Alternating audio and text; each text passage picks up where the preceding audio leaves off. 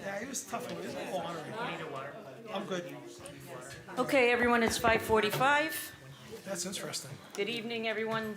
Welcome to the meeting of the Leominster City Council. This is a public hearing scheduled for 5:45 PM on C-06. Dean J. Mazzarella, Mayor, requests the City Council grant the order of taking for the flood-related project at the corner of Pleasant and Colburn Streets. And there is an order of taking attached. My name is Pauline Cormier. I'm the chairwoman of the Legal Affairs Committee. The clerk of the Legal Affairs Committee is Councilor Romero. And the third member of Legal Affairs is the counselor to my right, Councilor David Cormier. So I'm going to start this right up by asking if there is anybody here, and I know that there are, anyone here that would like to speak on C-06. If you could please just come to the podium and say your name and your address, and either in favor of or against. Thank you.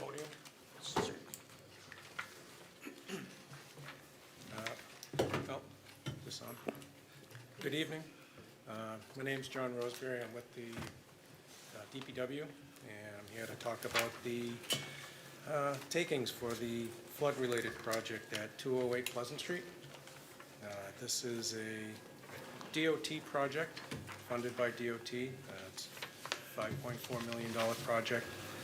It's been combined with the project that council voted on back in December, Lancaster Street and Union Street. DOT thought that they could get a better pricing for it. It's comprised of 2 fee parcels, 3 permanent easements, and 9 temporary easements. And there's basically 2 projects here on this piece. There's the replacement of the culvert in Pleasant Street, and then there's the cleanup downstream alongside the Wasp Meadow condos. The project is basically going to put the stream bed back where it was. Excuse me, we can't hear back here. John, is that microphone on? Oh, it's on. Sorry. I hear. Let us know if you Okay. don't hear. John, I'm sorry, I didn't mean to interrupt you. If you want to try, just try having a seat at the desk. You go. Try that microphone and maybe that'll project a little bit better than the... I'm sure it's me. Okay. Oh, that's better. I'm back. So the project is basically 2 projects. It's replace the emergency pipe that we put in almost 3 years ago with a box culvert, and downstream alongside Wasp Meadow condos, we're going to put the stream bed back where it was, install a bit of a berm alongside on the easterly side of the stream bed to help protect the condos a little bit more. That's the gist of this project. Like I said, two fee parcels, 3 permanents, and 9 temporary easements. And they hope to go out to bid in September. They hope to get good pricing and probably start, I imagine, with the cleanup in the wetland area.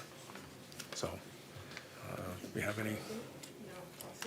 John, can you explain what the temporary easements amount to? The temporary easements are the area that gets disturbed will be returned back to somewhat what it was, where trees had been removed.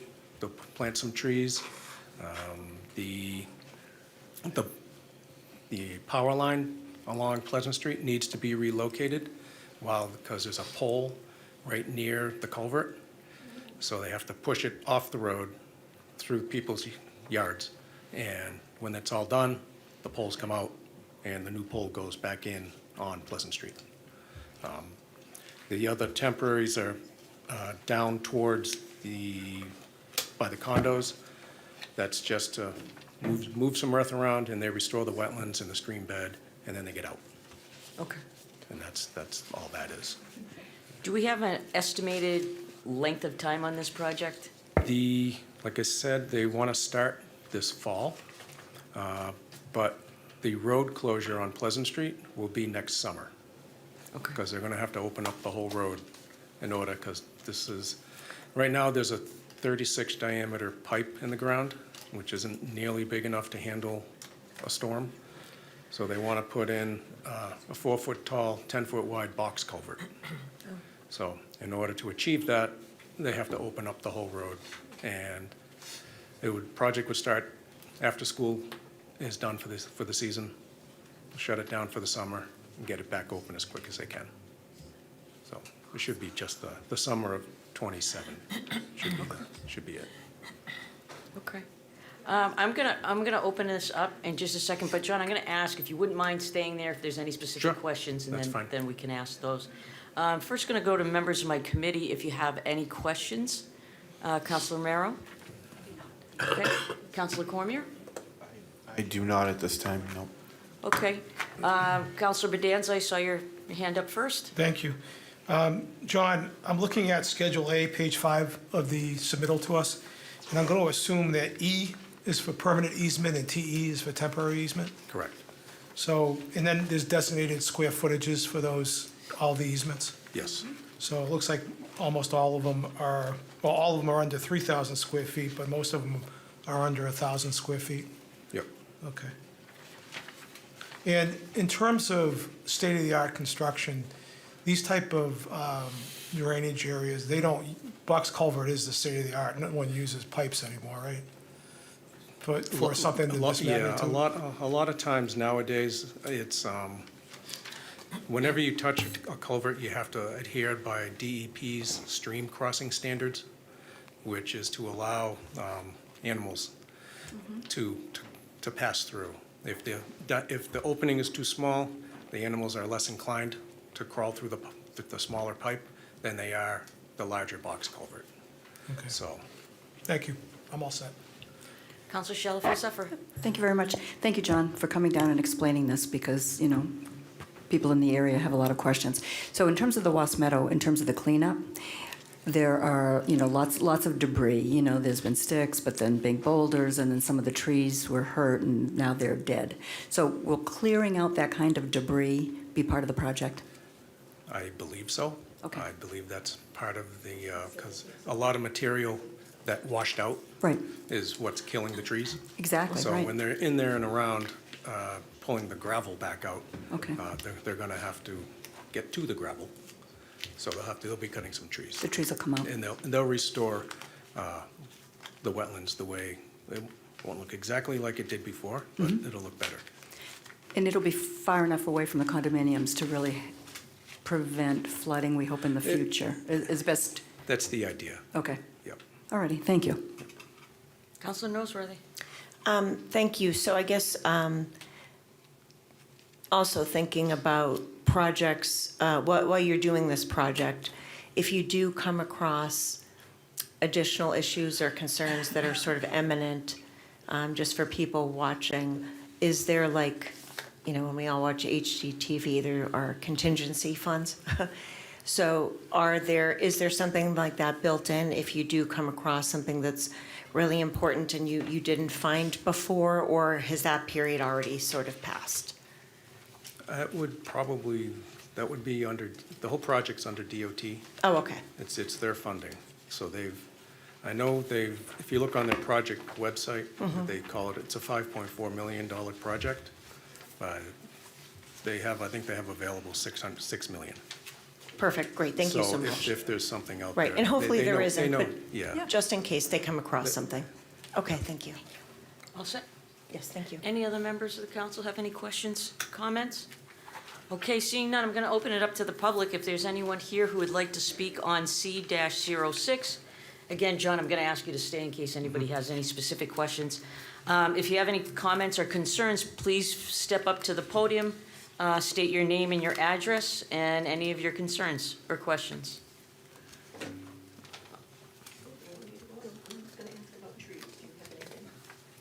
Yes, I want to know, can we appeal to the DPW to come and have a site visit for the cleanup of the Oh, floors okay. and stuff. Well, I don't know that that's the DPW, he said it's the state.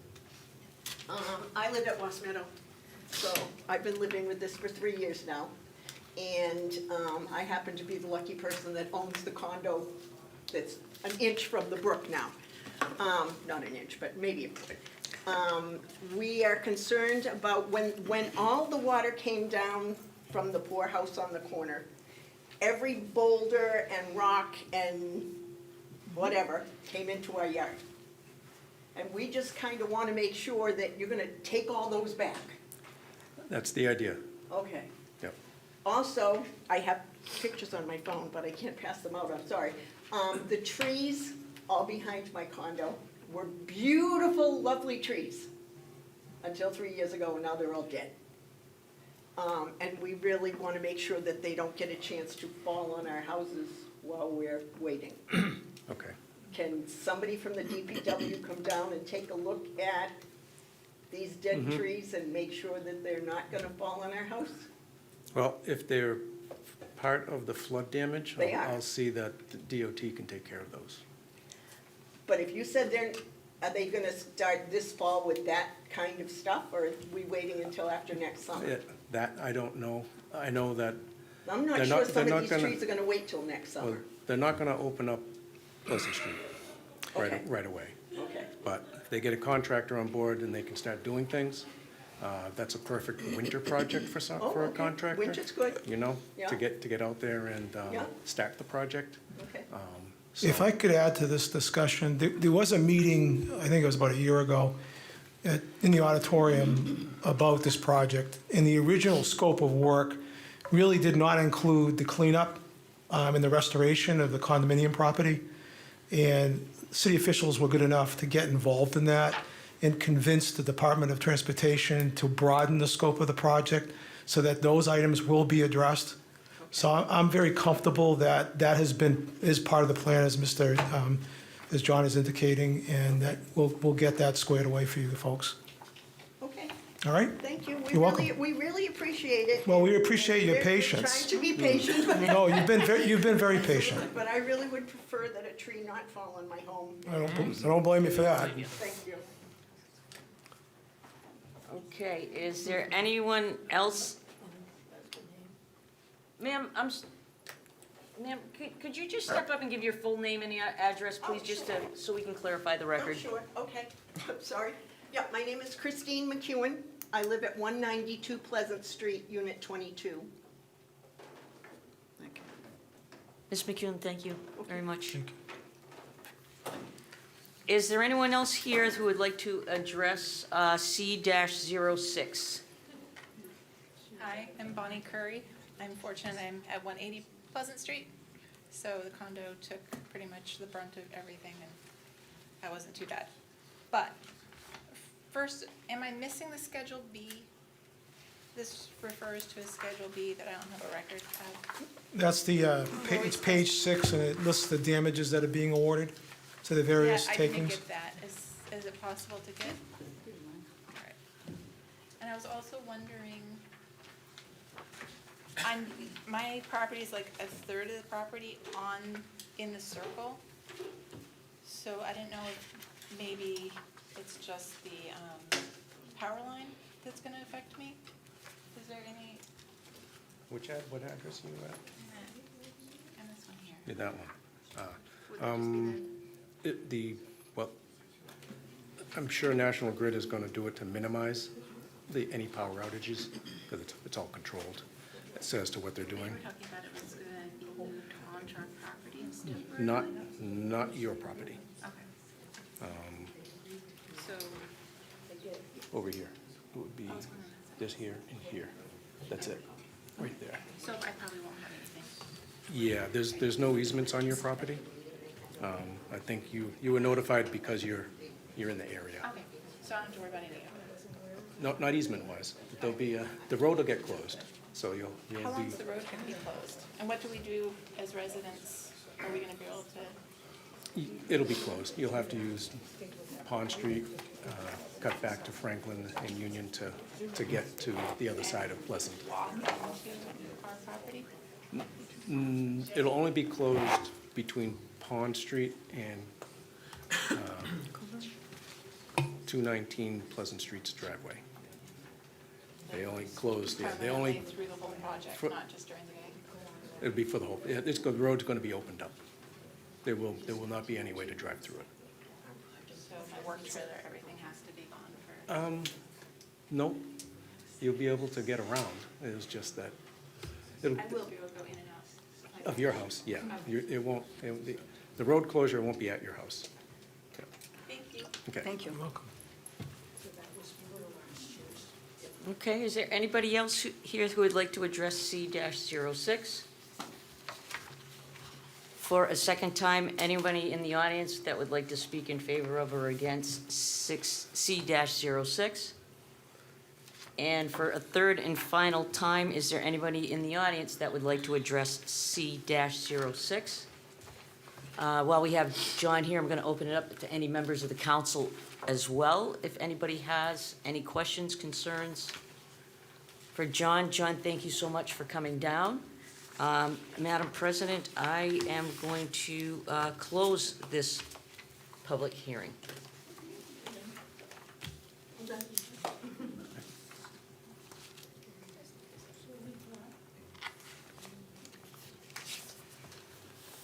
What time it?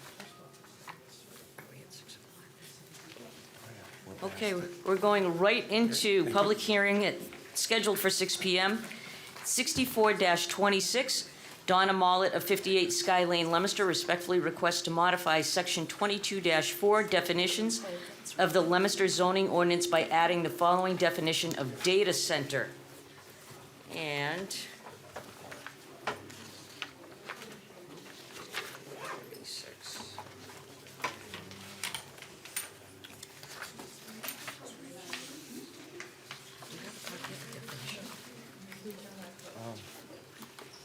That should be should be.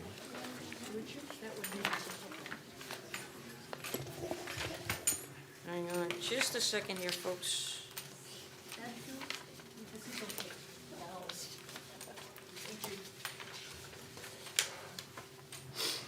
I don't have, where is the definition? That's fine. It's not on here. I wonder if it's in what they originally petitioned. I believe I have it here. Modify Section 22-4 definitions of the Leominster zoning ordinance by adding the following definition of data center.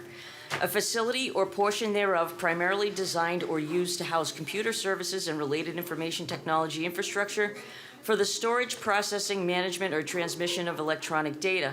A data center may include, but is not limited to, server racks, data storage systems, cooling systems, power conditioning equipment, substations, uninterruptible power supplies, backup generators, telecommunications equipment, security systems, and associated mechanical and electrical infrastructure. A use shall be classified as a data center where either A, more than 25% of the gross floor area is devoted to server racks, stationary computing equipment, or associated mechanical or electrical infrastructure, or B, the primary purpose of the facility as determined by the planning board is the housing and operation of computer servers and related infrastructure, regardless of floor area allocation. For purposes of this bylaw, a data center shall not be considered an office use.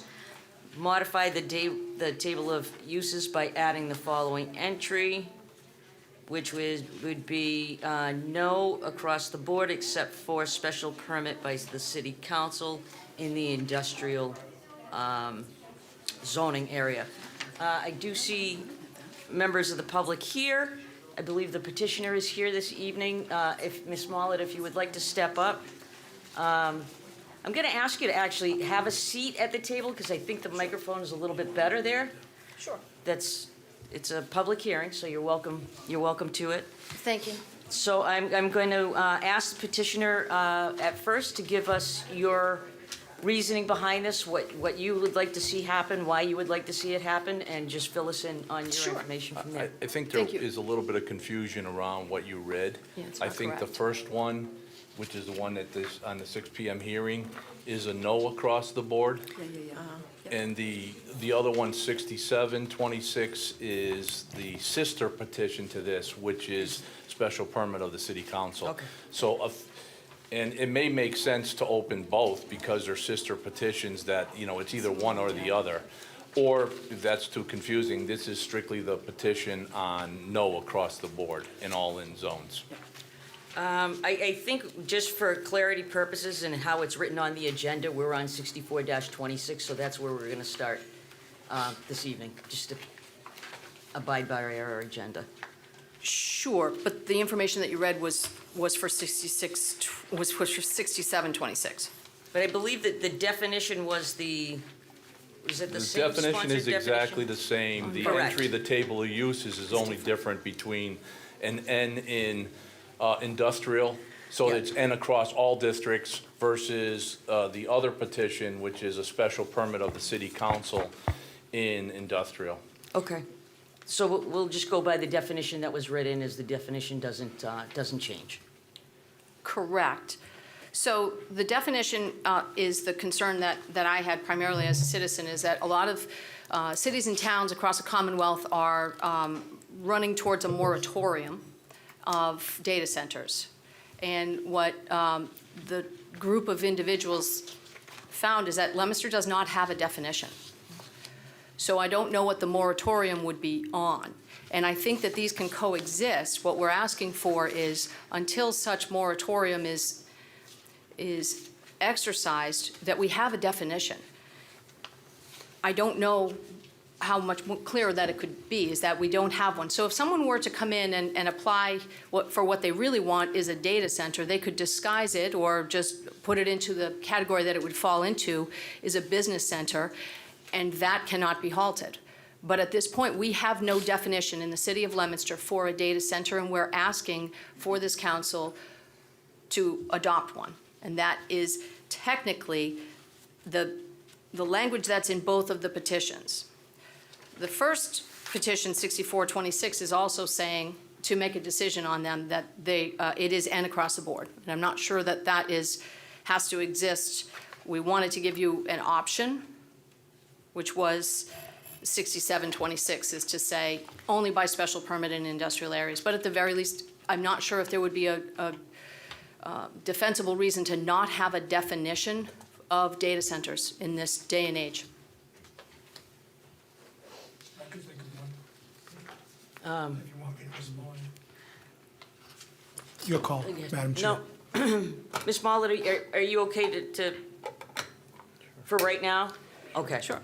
Councilor Bedanza, you have the floor. Our ordinance is very clear. If it's not a permitted use, in other words, if it's not denominated in our ordinance already, it's prohibited. And the state statute permits us to do that. Yeah. There was confusion a few years ago where that provision was in the table of uses, but not in the body of the ordinance. And the building inspector took the position in the case of Airbnbs that they weren't permitted because of that language in the table of uses, because they weren't denominated or defined as a permitted use in the city. So what we did is we took the step to be sure that that language was also repeated in the body of the ordinance, so that if you come to the building inspector with an application for a use that is not specifically permitted in our city, it is a no. And that's the issue here. In my way of thinking, it might be dangerous to put at this juncture at least, to put that definition in there, because you might be opening a door to something that isn't permitted here at this juncture. It's not. So that's one of the issues I think that's before us. So if I may, let's say they come in and says it's an office building with a computer lab. These are the deepest pockets in the world. My daughter lives in Loudoun County, Virginia. You can look it up. It's the data center capital of the world. Believe me, the stories that I've had over the years with her about the power in the pockets of these guys, these are the deepest in the world. They're gonna come in and say, it's not a data center, it's an office building. That's in the table of uses. It's got a computer lab. Yeah, it's a big computer lab, but it's a computer lab. And it's in the table of uses, and it's allowed by right in commercial and industrial. Okay, you want to go to court with those guys? I don't think so. This is an explicit definition. We've talked about it, came from Mansfield, who's passed it. It's pretty clear, it's pretty powerful, and you avoid the, that risk of being challenged as to whether it's a office building or whether it's a data center. I mean, what is the difference, other than the size and scope of the computer lab room? What's the real difference? It's an office building, and that is in the table of uses. And I think you just, and I'm of the belief, I know, I don't want to get in, I'm of the belief that a moratorium and the other petition, 6726 or whatever the number is, aren't at odds. In fact, I think they both should pass. And I'll explain why. Banning something, which this one does, we know has the potential to be challenged. We've discussed that with the planning board, adult entertainment as the prime example, and they relied on First Amendment. Do data centers have First Amendment? I don't know. But there already is challenges in Virginia to say data centers are required for social media, and if you deny those, you're denying my First Amendment. I think that's a stretch, but somewhere along the line in this national debate about moratoriums and banning data centers, they're going to be a big challenge. And so I think the moratorium serves a purpose to say, hey, let's ban it until, whatever. But if that would get challenged and we were to lose at some national level saying you can't ban something, it's illegal to ban them. Just like it's illegal, that's why you can't do adult entertainment. That's why this petition, the argument is you can't ban something completely, right? Well, whether you ban it for a year or ban it for a day or ban it forever, I don't know that it matters. The other petition, which is what we recommend, 6726, is to say, hey, pass them both. Now you're protected. You have a moratorium. You can do further work and further research, but you also have a backup plan that says, hey, if somebody comes in and challenges that moratorium or calls it something other than a data center, you have a definition and you have the ability now to challenge, to say, hey, okay, it's not banned, but you got to go by the most restrictive allowance on the books, special permit of the city council. I get your point, and to me, if we were going to go down that road, I would prefer to see a refining of the definition of an office building or of anything that's a business use to exclude something that could be labeled as a data center. We have another problem too going on, which is called the Frontier Act, which Congressman Trahan introduced with bipartisan support to essentially preempt all of this regulation on a local level and leave it all with the federal government, which is another problem. But I think that's why 6726 is the most powerful. And so let the moratorium be challenged. Pass the moratorium, let it be challenged. But there's no, the way that adult entertainment was done over 25 years ago has worked. You say, here it is. You can have, under special permit of the city council, you can have a data center. And if you want to get into an argument of what a data center is, this one is pretty clean and pretty good. When you say you want to say expand the definition of an office building, you're going to say this is an office building, it's not a data center. Well, what is a data center? You're going to have to do something to explain what a data center is, whether you expand that definition of an office building or explicitly define it. This one's pretty solid in terms of a definition. And what it allows you to do is say, hey, what's worked for adult entertainment works here. And I say the chances, and I know there was when we presented this to the planning board, there was a research done on tiering this, because that's what Mansfield did. And you can do that. I think at this stage, there's not a data center size that you're not going to want to have a special permit of the city council. So I don't know that tiering just makes it more complicated. But what's worked for adult entertainment, which is special permit of the city council, is a great backup plan if moratoriums go by. And I agree with you. I think moratoriums are going to get challenged. I think they're going to get challenged across this country because there's a huge push to compete with China, right? And they're leading AI. I mean, I spent 40 years in the computer business, just retired. AI was the biggest change I've seen in 40 years, and I started on punch cards. It's coming, and it's huge. So I think you gotta be prepared, and I think the backup, if the moratorium is challenged somewhere in this country, I think the backup is just straight zoning. You came in, the definition is, it's a data center by our definition, and guess what? It's allowed by special permit of the city council, and it has no shot of passing. Okay, actually, I saw Counselor Romero, who's the second member of the Legal Affairs, so I'm going to go to her first. Thank you. I just want to get clarification. Councilor Bedanza just indicated that in the table of uses, if something is not defined, it is not permitted. Is that correct? Correct. Okay. So I just want to then allude to the fact that I think that kind of it goes to the heart of the explanation or the reason why, you know, we have this petition before us. I understand battery storage is also not defined, yet we have one that was already being erected because the building inspector issued a permit.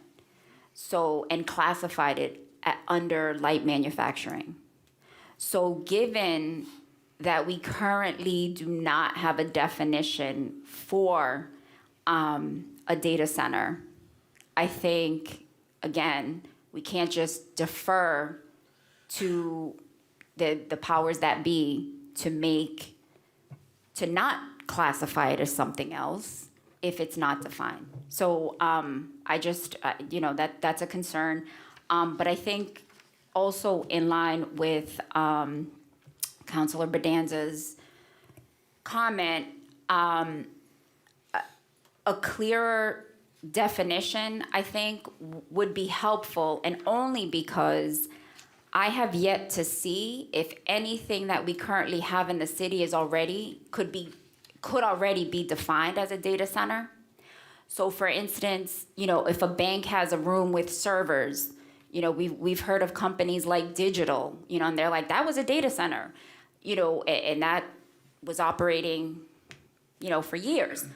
So I want to be sure, I believe it's important to define a data center, but also I think we need to do further research to ensure that we don't currently have anything in our city that could be defined as a data center based on this definition that would then, you know, we'd have to then figure out how to allow them to either continue operating, grandfather them in. I think it gets a little complicated. So that's just a concern that I have. And I don't know if we have information on whether or not the building inspector or the planning board or, I don't know, the powers that be have a list of potential companies that could fall into this description. Okay. So they would be grandfathered, and the definition says 25% of their floor space to be actual computing space. So I think that would be, you know, 25% of the gross floor area dedicated server racks. So they would be grandfathered. I agree that further action is indicated, but I think as you know, Councilman Bonanza said, it's coming. If we don't act on it, it will be acted on for us. So let me just get clarification. So let's just say that, you know, again, and this is me just really trying to better understand this and make sure that all bases are covered. But so if a current business is grandfathered in and they sell it to another company that is operating as a, you know, data center, that then stays at that particular, they could continue to operate as a data center and without a special permit because it's grandfathered in, correct? I think you're making the case for not passing a moratorium and allowing for a window for a special permit of the city council, because if you want to go to those exceptions, you would have the ability to say, okay, this is a great exception and I'm gonna do it. If you ban it, you don't have those exceptions. So I think you're making and justifying the case. Having said that, I don't know, my question to all of you, do you feel comfortable going with somebody presenting a project to the building inspector and having the building inspector determine whether this is an office building or a data center. I mean, if you feel comfortable leaving that up to him, because he's gonna say, oh, no, this is not defined, therefore it's not allowed. Okay, that's one choice, but he could simply call it a use that he thinks qualifies. Maybe they have, 50% to start of their lab space to be computers, and you say, yeah, it's not that big of a lab, so let's let it go. And I'll call it an office park.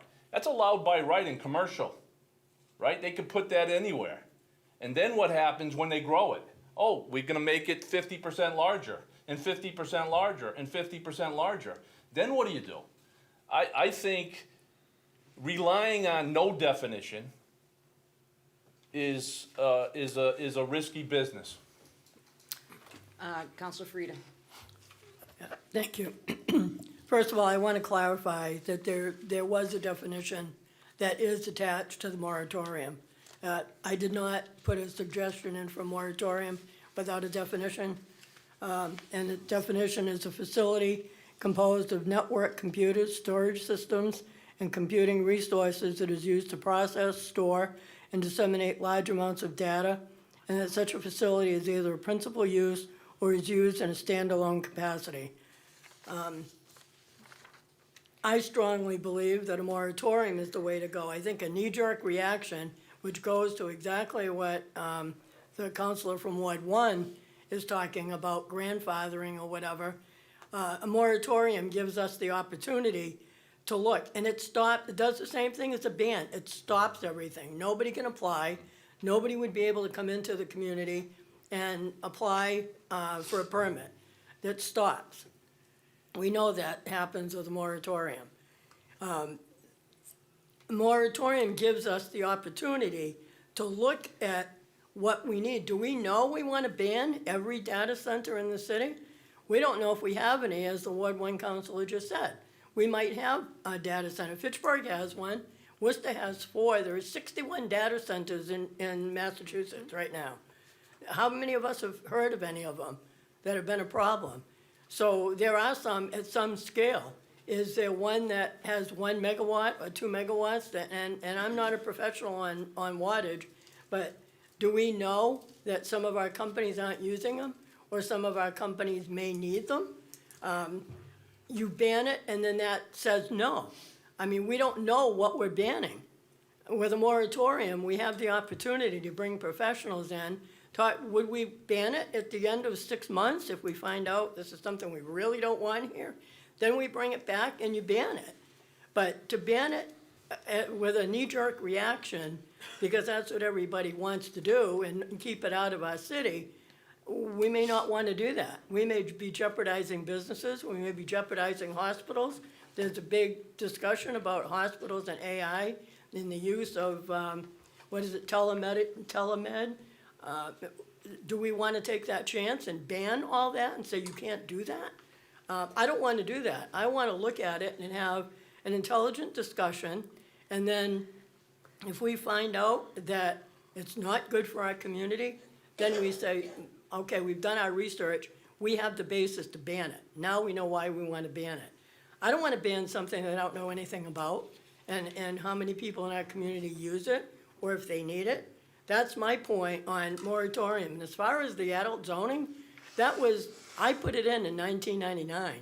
I researched it, I went everywhere. I took it from an example in the city of Chicopee that was the first one in the state to do it. And I was working with a counselor who said, we don't want that in our community. They said no. And that went to court, and the court came back and said, you can't say no. You just can't do that. It's federally protected. So I took that ordinance, brought it back here, and it has worked for 25 years. And we did the same thing with cell towers, where we were at least able to create a fall zone, and we were able to do it safely, because cell towers now they collapse rather than fall on somebody's property. Those are protected federally under freedom of speech. So there are a lot of reasons. There are how many moratoriums now? Do we know how many moratoriums are in the city? Amy Questle, City Solicitor. I'm sorry, I should have introduced That's you. okay.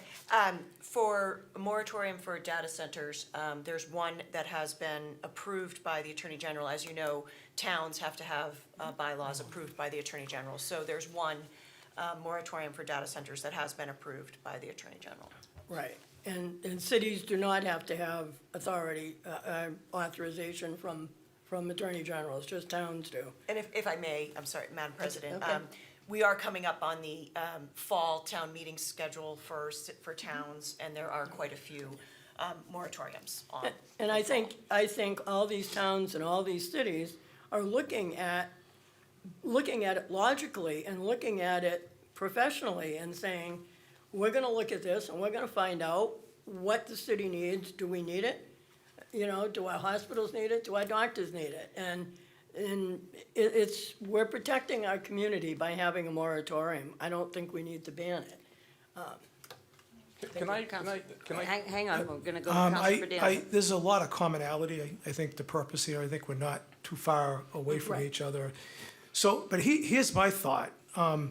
I agree with the council president that the moratorium is absolutely essential because it's going to protect us in a way that a ban will not protect us. A ban certainly will do a certain amount of the job, but there's no guarantee that that ban isn't going to be challenged in the court. With the moratorium, we get the extra protection, at least for a brief period of time, that's really not assailable. However, I see your point, David. If we take the definitional section that we have now, and we agree on a particular language that best typifies what a data center is, and say, by the way, an office building isn't this, okay? Yeah, And we don't have to ban it then. We don't have to ban it, we don't have to get challenged on a ban. And then that gives guidance to the building department in terms of processing any application for a permit. It's crystal clear that this cannot sneak under some other definition that exists in the ordinance while we have the moratorium in place, which I think makes sense. Madam Chair, can I Thank you. just respond to Madam that? President. And I agree with that, and I would, if we did come to that agreement, I would have no issue with the possibility, of, instead of denying something, give something leave to withdraw without prejudice, and then if we find out 6 months from now that we don't want it in our community, I would have no issue going back to you and say, Donna, you want to resubmit it? Because I think that's what we need to do. Now that we found out all this information, we know that it's the way to go, and I do believe, speaking with the people I spoke to about moratoriums, they're not doing it because of potential lawsuits. I mean, somebody can say, how can you ban something when you don't know what there is, or we need to do it? So I think that's my position. Okay, hang okay. on. Counselor Shalfo Zephyr, I saw your hand up a couple of times, so I'm gonna go to you next. It was, thank you very much. I mean, I haven't heard anybody talk against a moratorium. So I think, no one has said anything negative about a moratorium. And I think, this is about putting no across, every single zoning category. However, the other petition that's been referred to, includes this detailed definition, but also has the opportunity for a company that wanted to build one of these things to come before the city council for a special permit in the industrial zone. So that's not a ban, it's an opportunity. You talk about wanting to learn about what these things are, how they would impact the community, where they want to be located. Well, let's give people that opportunity. Come down to the city council, find a piece of industrial property. If they want to build it, come down to the city council for a special permit. So a moratorium, I think a moratorium is a good idea.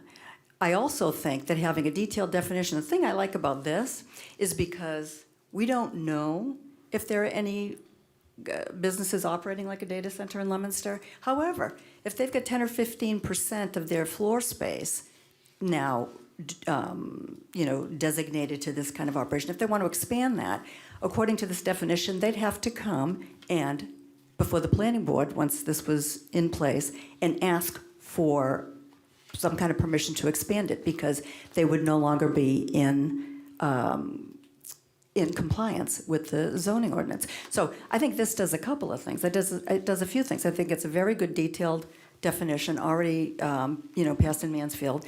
And it also includes some quantitative information that we could utilize, that the planning board could utilize to say, hey, you're operating like that now, nobody knew, because we didn't have anything on the books. It was operating as an office building. They want to expand, their footprint, they want to expand their capacity. That's okay, but you have to come before a board like the planning board in order to do that if they want to go beyond 25%. And then if somebody wants to come in and build a brand new one, we're not saying that they can't. We're saying come down to the city council and let's have a conversation about it. Let's see what you're proposing, and then we can, as a city council, approve or not a special permit depending on what they're authorizing. This makes perfect sense to me, and having the moratorium, I agree, is a very good thing. But I think the next petition, not necessarily this one with no across the board, but the other one that was raised, I think makes a lot of sense. It protects us in a bunch of ways, but also provides the capacity and the flexibility to have that kind of conversation with a business coming into town. So I think both are really good. Thank you. Okay, just a second. Mr. Rollins, I'm sorry, I've cut you Yeah. off a couple of times. We're No, gonna go back to you. I'm a little bit confused. This group put forth 2 petitions and explained it all in detail to the planning board. And the thing is, here's 2 choices. One, you ban it, and one you don't. One's the highest, most restrictive, and one you don't. And they said, which one do you think forward? Let the city council ask Copman and Page whether banning it is a good option, and it sounds like it's not. So the general feeling is that one, give leave to withdraw. The other one does not ban it. It gives you a say as we go through, and I'm sure in the next 10 years, there's gonna be massive amounts of legislation around data centers and AI centers, right? There's gonna be a massive amount, it's gonna change. It gives you the option. So the recommendation based on this conversation from this group is give this one leave to withdraw, but support the one that doesn't ban it, but has the most highly restrictive clause of special permit of the city council. And I would argue the point raised by the Ward 1 counselor, based on the definition that exists for the moratorium, that there's more places in Leominster that may qualify under that definition as being data centers than the one that's provided under this petition.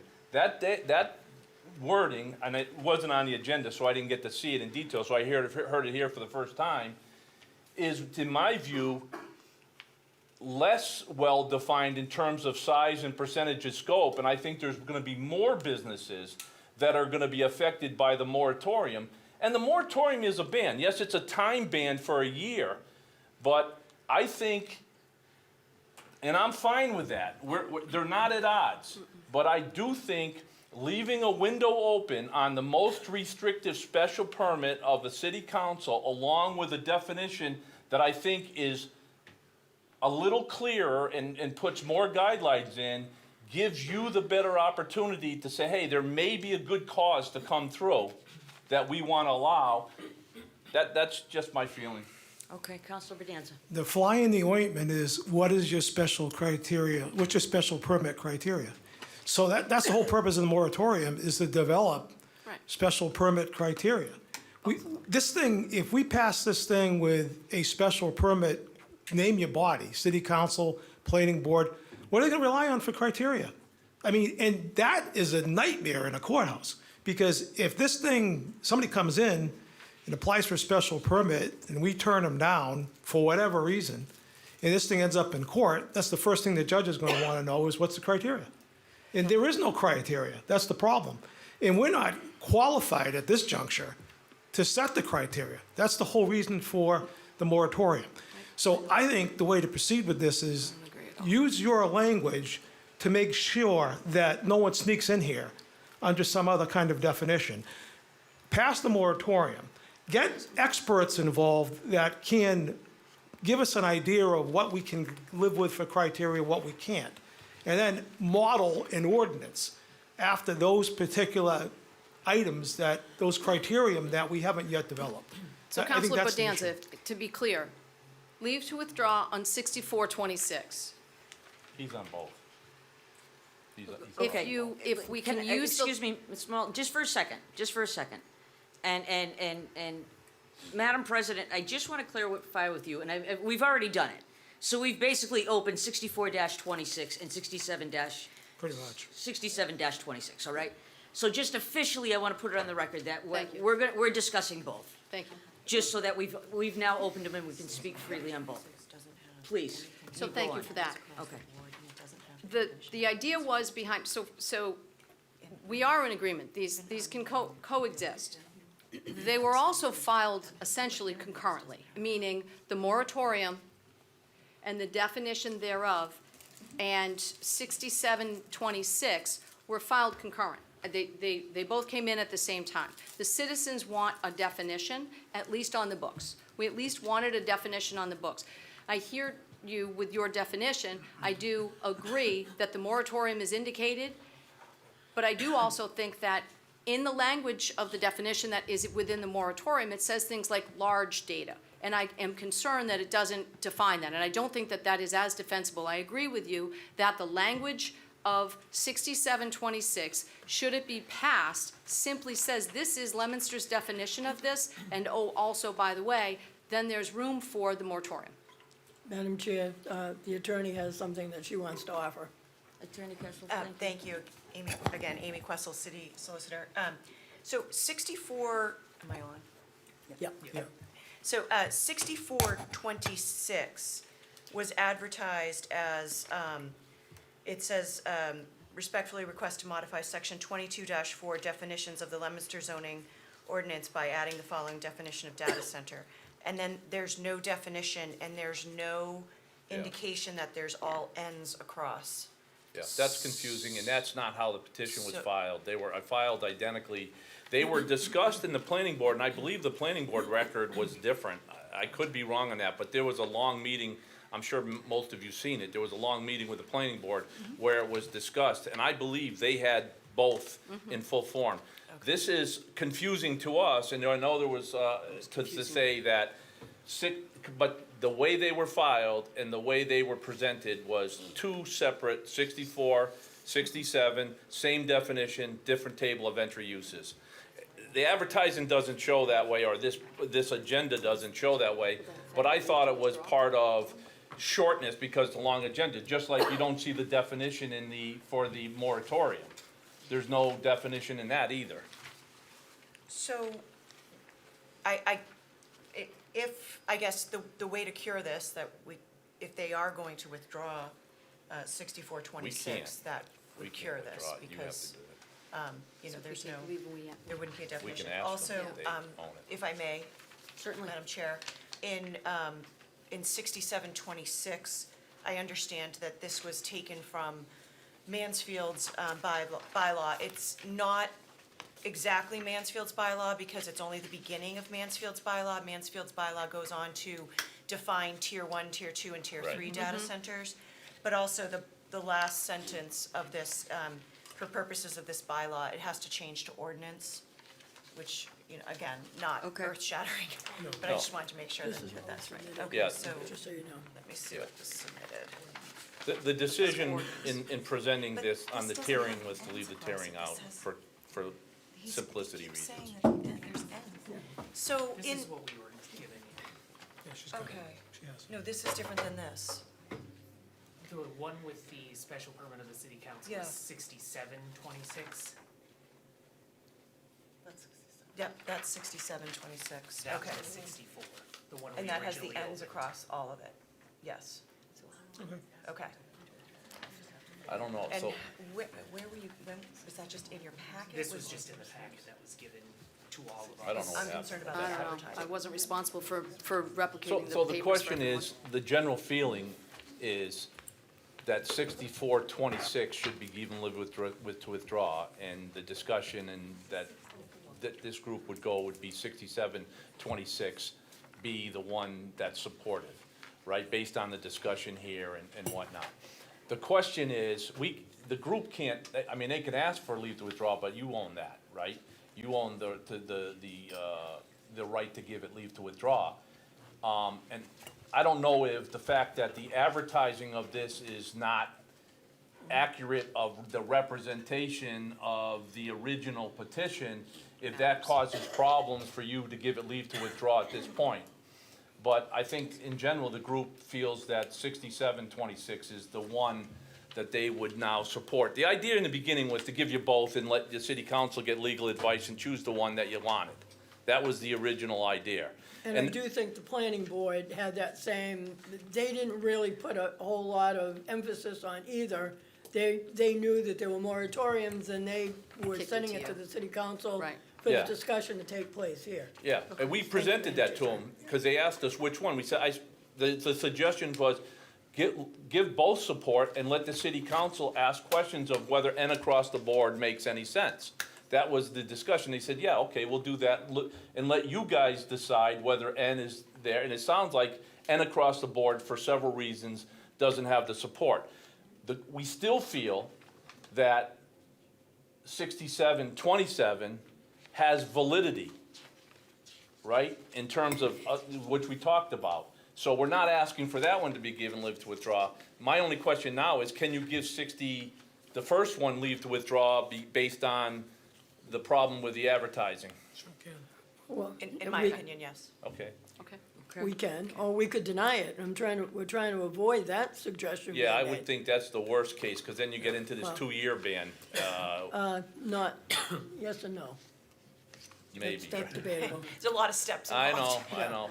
All right, just, because it sounds like we're coming to somewhat of a compromise here, I just want to clarify.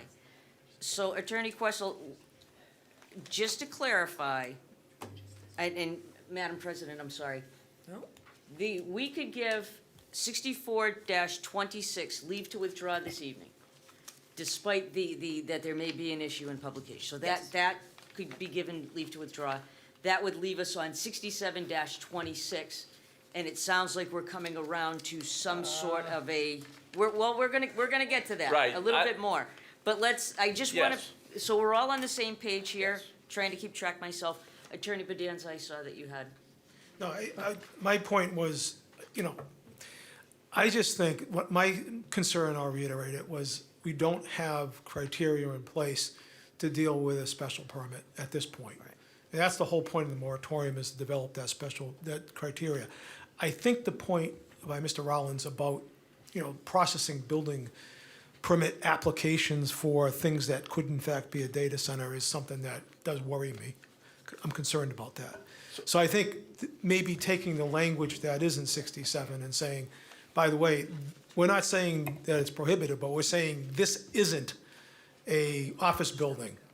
This is not included in what an office building is, which would give us the safety net with the building department while we discover through the moratorium what we should adopt for special permit criteria if we do in fact pass a comprehensive ordinance on this subject.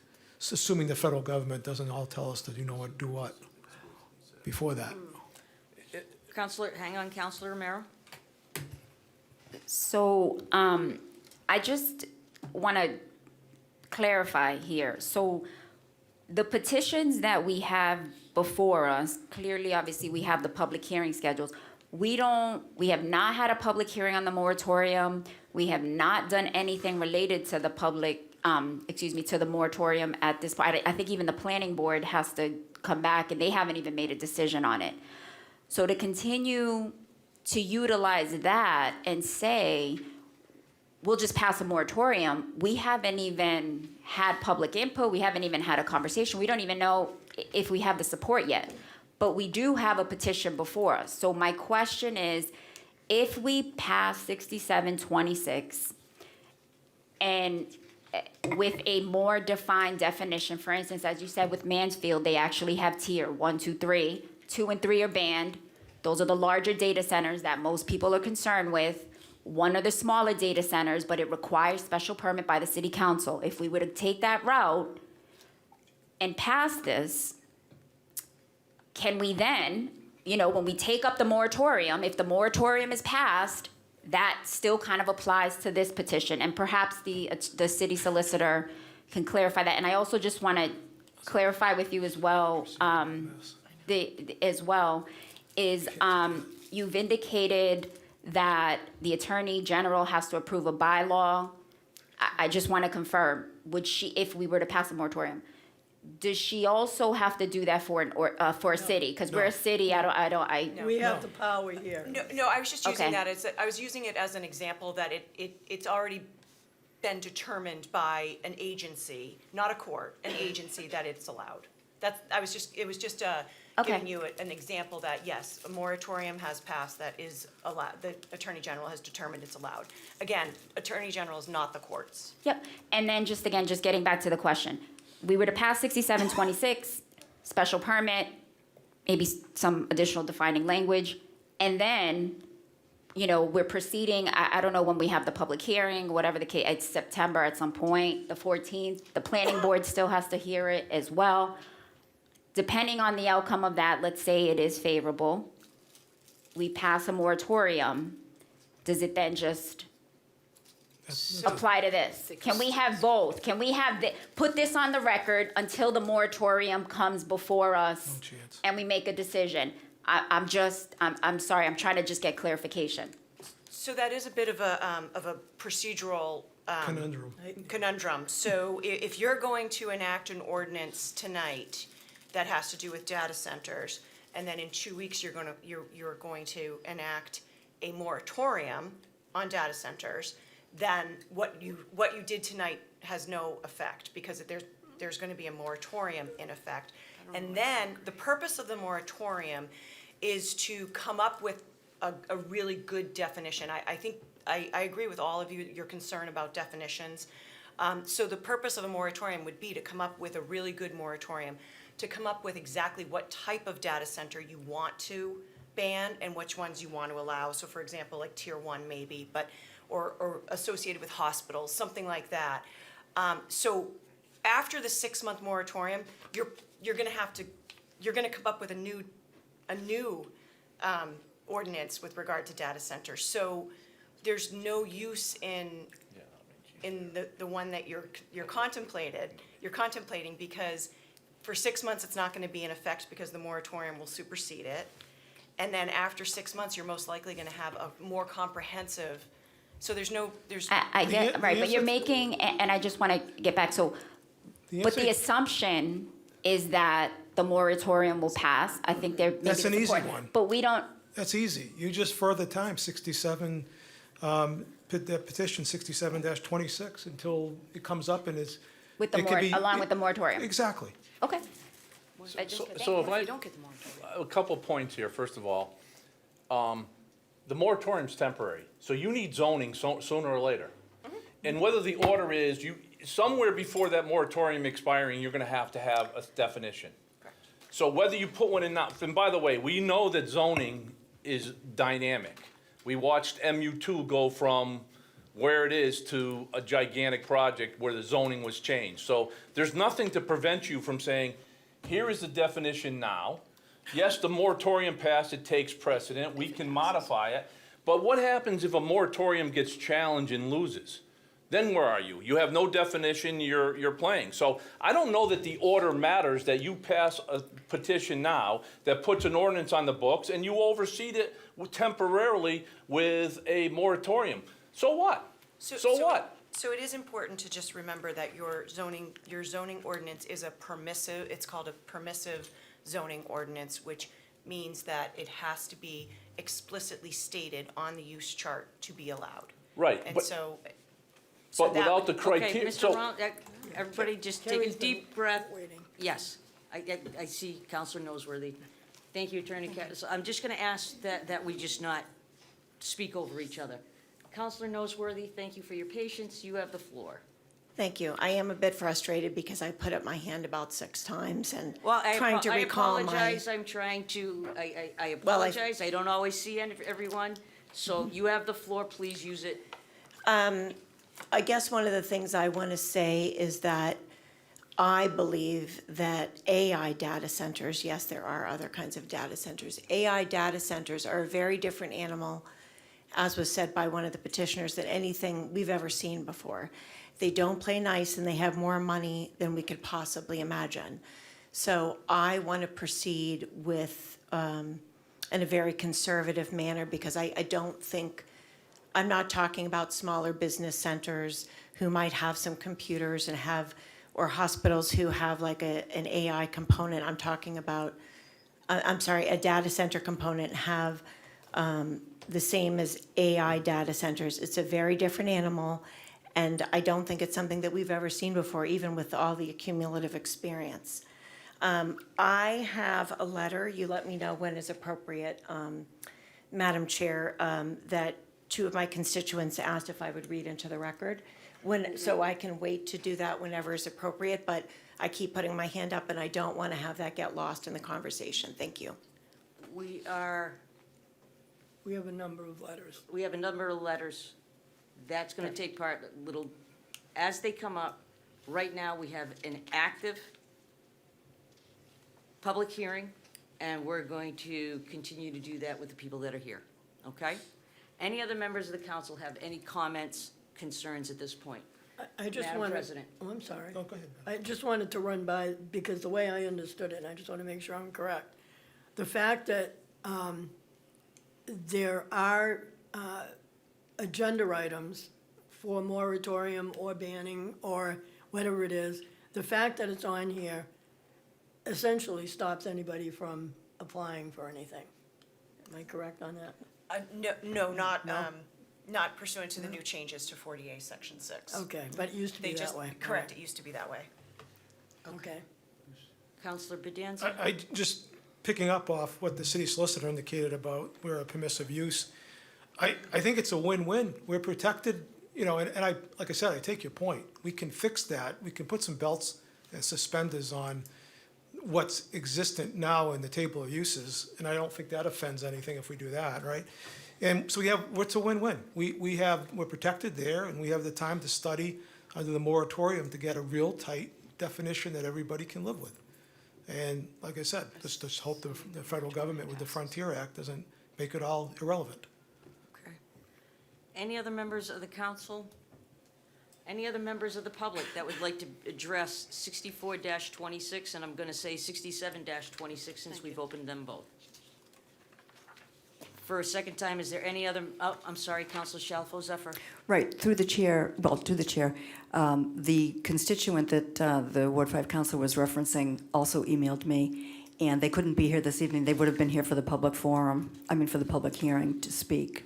So I think it's very important to get there. I have those emails, and I'll be reading them in. Thank you. Good. Thank you. Thank you.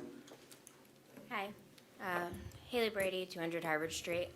I would just say, what's the Voltaire quote? Perfection's the enemy of good. We can sit here and debate things over and over and try to get it perfect and perfect. They move quick. You got deep pockets. They're going to be moving quick. Put it on the books. The beautiful thing about zoning, it's transparent. It's public. If some business needs it amended, they can come put a petition through, make their case, and we can change it. And the public hears every second of that. I love the moratorium. I do both. Do it all. Who knows what they're gonna throw at you, what court, legalese they're gonna try to skirt away with. But at least when it's zoning, it's on the books, it's public. No one can say, well, you did this, you didn't do this. It's all out in the open. And I think that's really, really important. Thank you, Ms. Brady. Counselor Arndinger. Sorry, it's been a long time. As we saw with the battery storage system, which is mentioned earlier, that snuck in through the building inspector, the building department. And I have concerns, as Mr. Rollins, mentioned, that be that could come again, something like that, that, I think that was called a solar system, and it's really a battery storage system. So- That was 2020 when that happened. Okay, I lose track of time. Anyway, I think Councilor Bedanza's suggestion is correct, is that if whatever we do with 64 and 67, 26, that we have to look and redefine office in our bylaws, our zoning ordinances at the same time, because, if we still leave that door open, it's a way of getting in through the back door. And that's just my concern. Okay.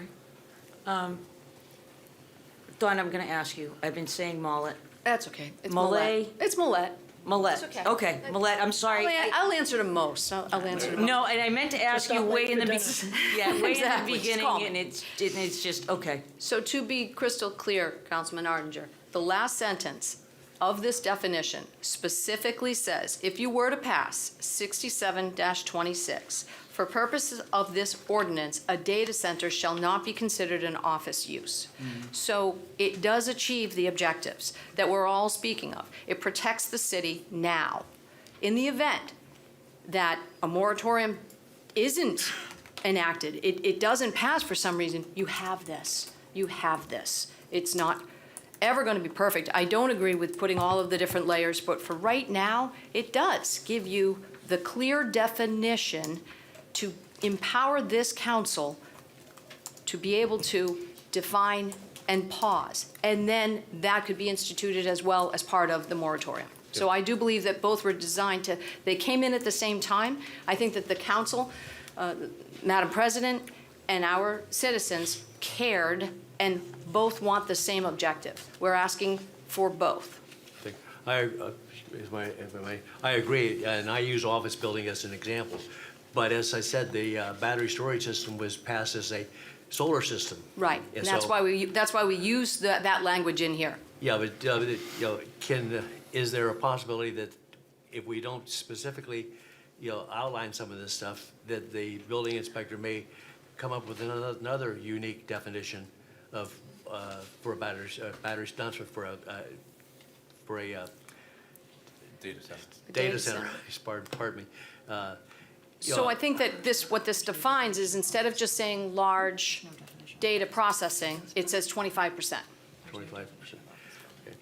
It was designed to be specific. Yeah, I think there's a lot of room for discussion, and I think the moratorium is the way to go, in my personal opinion. For both of them. For both of them, and I think we really and truly need to get a lot of history and to study this, because everyone that has a cell phone is depending upon a data center. And there's a catch-22 with the data centers. We need them, but where is the location appropriate? And from my perspective, I don't see any place in Leominster that could be an appropriate location for a data center, but that's just my humble opinion. I'm So, trying to listen to both. it's fine. Okay. While we're coming up on having to open the full meeting here shortly, but I did want to, I'll turn it back out to the public and to the council as well, as I do have an email from Clarice and Dan Yelmel of Linda Lave in Leominster. It's dated 21 August of 26. Dear council members, this letter is in support of petition to ban data centers in Leominster submitted by Donna, which is scheduled, Donna Mullet, I was going to say, now you're skipping it all together. Now I'm just skipping it all to together. skip It was not intentional, I caught myself. No worries, ma'am. Which is scheduled on the city council agenda on Monday, the 24th of August at 6:25. Unfortunately, due to a prior work commitments, they are unable to attend. But we request that this is read and put into the public record at the meeting. We are in support of the ban on data centers in Leominster, Mass. Our key concerns are the following: incompatible land use. While Leominster is a mixed-use community, these sorts of industrial megastructures are not in keeping with the tenor and city and risk permanent negative changes to its character. High energy and water use. Data centers use massive amounts of power and water. This strain can drive up local utility bills for residents and stretch our public resources during peak demand and drought. We are still in a long-term drought and already experience city-mandated watering bans every summer. These facilities will only exacerbate the strain on the precious natural resources Leominster is blessed to have. Noise and environmental impact. This continuous cooling fan and diesel generator noise is extraordinary. This will lower property values for abutters and the surrounding neighborhoods alike.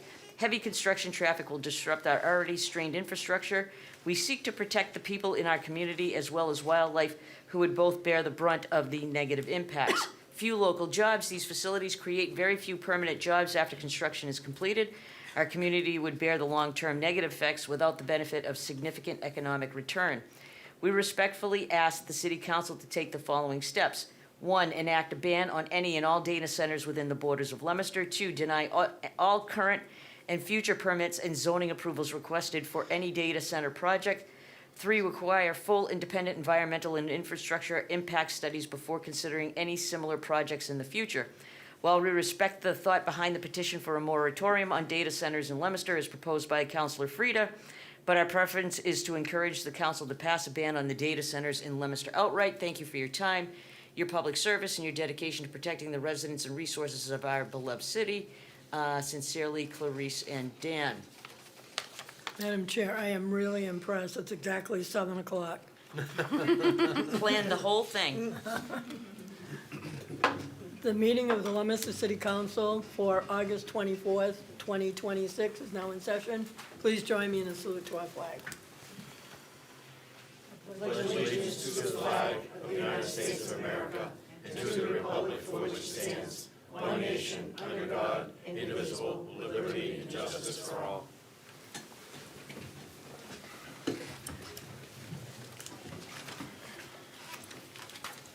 We're now going to do a roll call of councilors in attendance.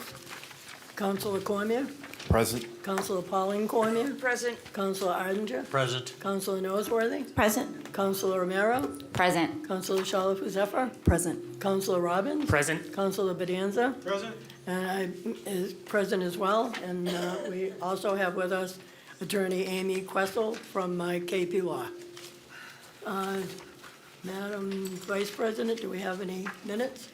Madam President, I do have, we have 2 sets of minutes that are pending. I'm going to ask for further time on those with everything that was on, and other counselors have reached out and said they need a little more time to review them as well. So Okay, if we can fine. put those on the next agenda, thank you. Okay, so do I have a motion to recess? Make that motion. Second. Councilor Cormier and Councilor Robbins. All those in favor of recess? We're now in recess. Councilor Cormier, you're on. Thank you, Madam President. So this is going to be a continuation of our public hearing on a combined 64-26 and 67-26 that we've opened up both at the same time. I'm going to go to, do I have any members of the council that would like to address this once again? Councilor Bedanza? I belabor the point, but we looked at the definition of an office in Leominster in the current zoning law. And quite frankly, it's pretty weak. So it's kind of double duty. So that ought to be addressed anyway. And it would be a good time to do sort of some exclusionary language, as I suggested, regarding data centers. Okay. 1 second. Okay. Mr. Rollins? So I agree with you. So, I mean, when we all worked on the zoning, right? We know how much effort was there. And the lesson, and it was a year-long process. And the emphasis was to provide definitions and not leave it up to the interpretation upstairs and put the pressure on the building inspector, but to be more explicit. And the other lesson is that this document cannot be static. The world changed. There was no such things as data centers when we did this thing, so you got to be dynamic. In terms of the criteria for a special permit, special permits are pretty powerful. I've never seen one overdone, but these are the deepest pockets. They're going to take you to court and say, what are the criteria? I think there's plenty. Water, noise. I mean, we don't have the water supply in Leominster to truly do a data center of any scale. But anyways, I think you can come up with many criteria. And the law is pretty flexible in terms of the power of the city council with a special permit, especially if it's very well defined. But don't you have the same criteria with a moratorium? Aren't they going to ask you what's your criteria for a moratorium? I mean, they're going to say, yes, I need more time to figure it out. But either way, I think there's potential for challenging this stuff. It's coming. They're not going to shut down and say we're not building any more data centers because everybody, I mean, Texas as a state is talking about a moratorium now. Somewhere along the line, this is going to break and be challenged. And I think both provide you with the best safety for the citizens. So my point is, the moratorium does not need criteria. However, if we do our job right, we will have, I can envision an application from one of these places. That application would have to, in other words, as part of the special permit application, They would have to provide us with the amount of power that this thing was going to create, the water requirements. They would have to give us a study of our local water capacities and indicate how they are going to coexist with that as it currently exists. Same with power, all the way down the line. That's a lot of work. If we do it right, we can certainly put a damper on anything that we can't handle here. And as a matter of fact, we all know half the city is protected conservation land almost. So there aren't a whole lot of places a big data center can go in Leominster to begin with. But I think we have a lot of homework to do. And I think we got to put the onus on an applicant of any scale to say, what is this going to create? What do you say it's going to do to us? And where are you going to get the capacity to do it? We don't know the answers to those questions. It's going to take time to put this together. I think we can work at common purpose, and we can get this done and protect our citizens. We're all trying for the same thing. That we got to protect our citizens and our environment and our power, our water, all the way down the line. And I think we can do it. And we can do it in a way that everybody wins. Okay, I'm going to open it up to the public. Is there anyone else in the public that would like to step up and discuss 64-26 or 67-26? For a second time, is there anyone in the audience who would like to address 64-26 or 67-26? And for a third and final time, is there anyone in the public who would like to address 64-26, 67-26?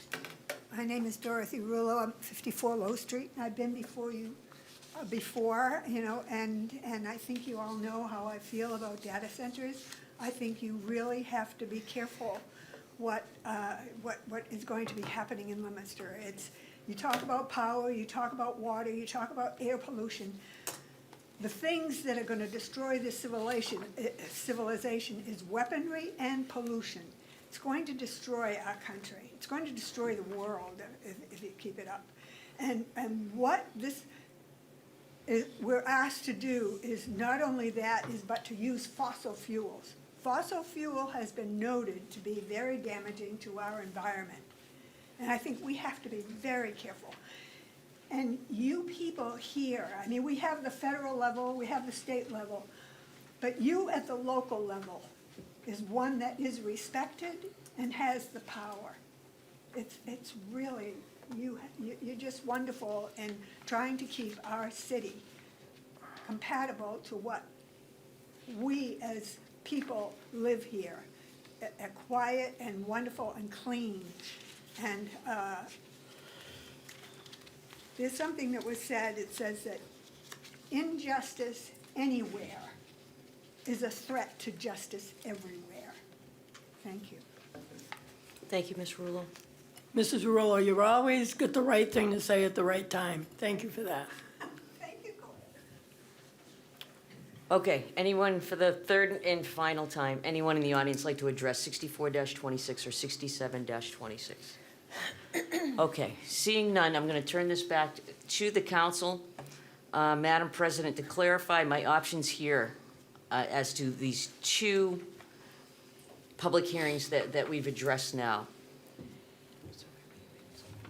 As to 64-26, are we discussing a leave to withdraw at this point, or just simply closing the public hearing? Does that, I'm not sure, I'm not sure procedurally. Does that get addressed now, or does that get addressed during the regular session of the council? You can do it now, you could do it later. Okay, so then my position on 64-26 would give leave to withdraw on 64-26. Without Close the prejudice. public hearing. Close the public hearing and grant a leave to withdraw. On Without prejudice. Without prejudice. That would be my position. I'd ask you to check with members of my committee. Councilor Condon? I do agree. Councilor Romero? I agree. Okay, you have a unanimous decision from the committee. Closing the hearing. So we'll close the public hearing, and that'll be our recommendation during the full hearing.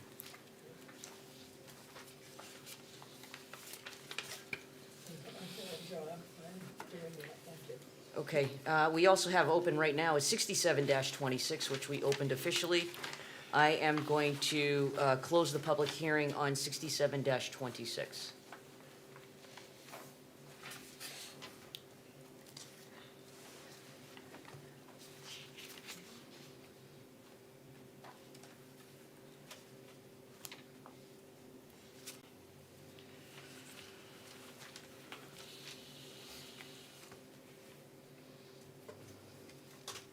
Okay. All right, then I think I'm going to turn it back over to you, Madam President. Oh, I'm sorry, the recommendation, it would be, all right, so it's my recommendation to close the public hearing on 67-26.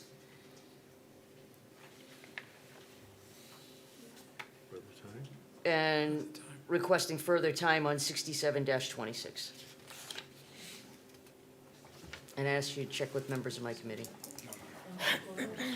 I also agree. Council Romero, I agree. and unanimous decision to close the hearing on 67-26 and grant further time. Yes. Madam President, can I just ask one procedural question? Because we've been backed into this corner before. If we're gonna give this further time, should we close the public hearing? Well, Because then we can't take any new testimony. And we've been backed into this corner before. right. Well, my take as a committee member is, I think I get what they're trying to say with this petition. And I personally, I've heard all I need to hear, but I want to weigh it with the moratorium once we get a decision back from the planning board.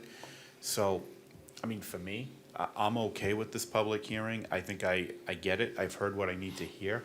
And now I'm just gonna weigh the two once we hear from the planning board with the moratorium and make a decision. We can still debate it. We can debate it. Exactly. Yeah. I understand that. That's what I was, If the public wants to weigh in anymore, Right, after the. it's, Are we in committee now? Is this a committee decision? Because I just want to be clear, because I'm the third member of that committee, so I just want to. You just voted. well, we just voted to close the public hearing and to grant that our recommendation when we're back in session would be to grant 67-26 further time. So with closing the Okay. public hearing is so Right, we but would I- take no more testimony, we can Right. still debate it Right. amongst ourselves. But I think, as Counselor Robbins has pointed out, I think we have been in a situation before where we have closed the public hearing, we've given it further time. So what I'd like to know is it possible to amend this rather than closing the public hearing just to further time? We can do that. I wouldn't change my recommendation to close the public hearing and the recommendation to be for further time. Okay. Should also be noted that if anybody in the public wants to comment on it, when it's on the agenda next, they can certainly do that in the public forum as well. Correct. Okay. And they can also comment when the moratorium public hearing comes up Correct. as well. So, give the So- same type of information. I think you would need to re-survey my committee as to our recommendation. Right. Okay, Council Cormier? I'm okay with closing the public hearing and granting further time. Council Romero? Given the fact that you've indicated that people will have another opportunity to present a perspective, opinion down the line, then I am okay with that recommendation to close the public hearing and provide further time. So you're still unanimous? Yes. Okay, all right. Thank you to the committee on that. And now we're gonna move on to 5:27. 527, 610. Thank you. Excuse me. Thank you, Madam President. My name is Carrie Noseworthy. I am the Chair of Public Service. I am joined by at-large Councilor Shalafu Zephyr and at-large Councilor Robbins. We are here tonight to look at petition 05-27. Massachusetts Electrical Company, doing business as National Grid, requests permission to locate poles, wires, and fixtures, including the necessary sustaining and protecting fixtures along and across the following public way. West Street, National Grid to install one jointly owned pole on West Street, beginning at a point approximately 170 feet east of the center line of the intersection of West Street and Boutel Street, installing new pole 19-2 on West Street. Wherefore it prays that after due notice and hearing as provided by law, it be granted a location for and permission to erect and maintain poles and wires together with such sustaining and protecting fixtures as it may find necessary. Said poles to be erected substantially in accordance with the plan filed herewith marked West Street, Leominster, Massachusetts, number 31308-281, June 25th, 2026. Also for permission to lay and maintain underground laterals, cables, and wires in the above or intersecting public ways for the purpose of making connections with such poles and building as each of said petitioners may desire for distributing purposes. Your petitioner agrees to reserve space for one cross arm at a suitable point on each of said poles for the fire, police, telephone, and telegraph signal wires belonging to the municipality and used by it exclusively for municipal purposes. I believe we are joined tonight by a very patient Lenny from National Grid, so if you could just come up and not take the podium in case other people come in, but just have a seat at the table, introduce yourself, and just give us a general description of the project. Thank you so much. Of course. Good evening, everybody. My name is Lenny Martinez. I'm here for National Grid talking about the said petition.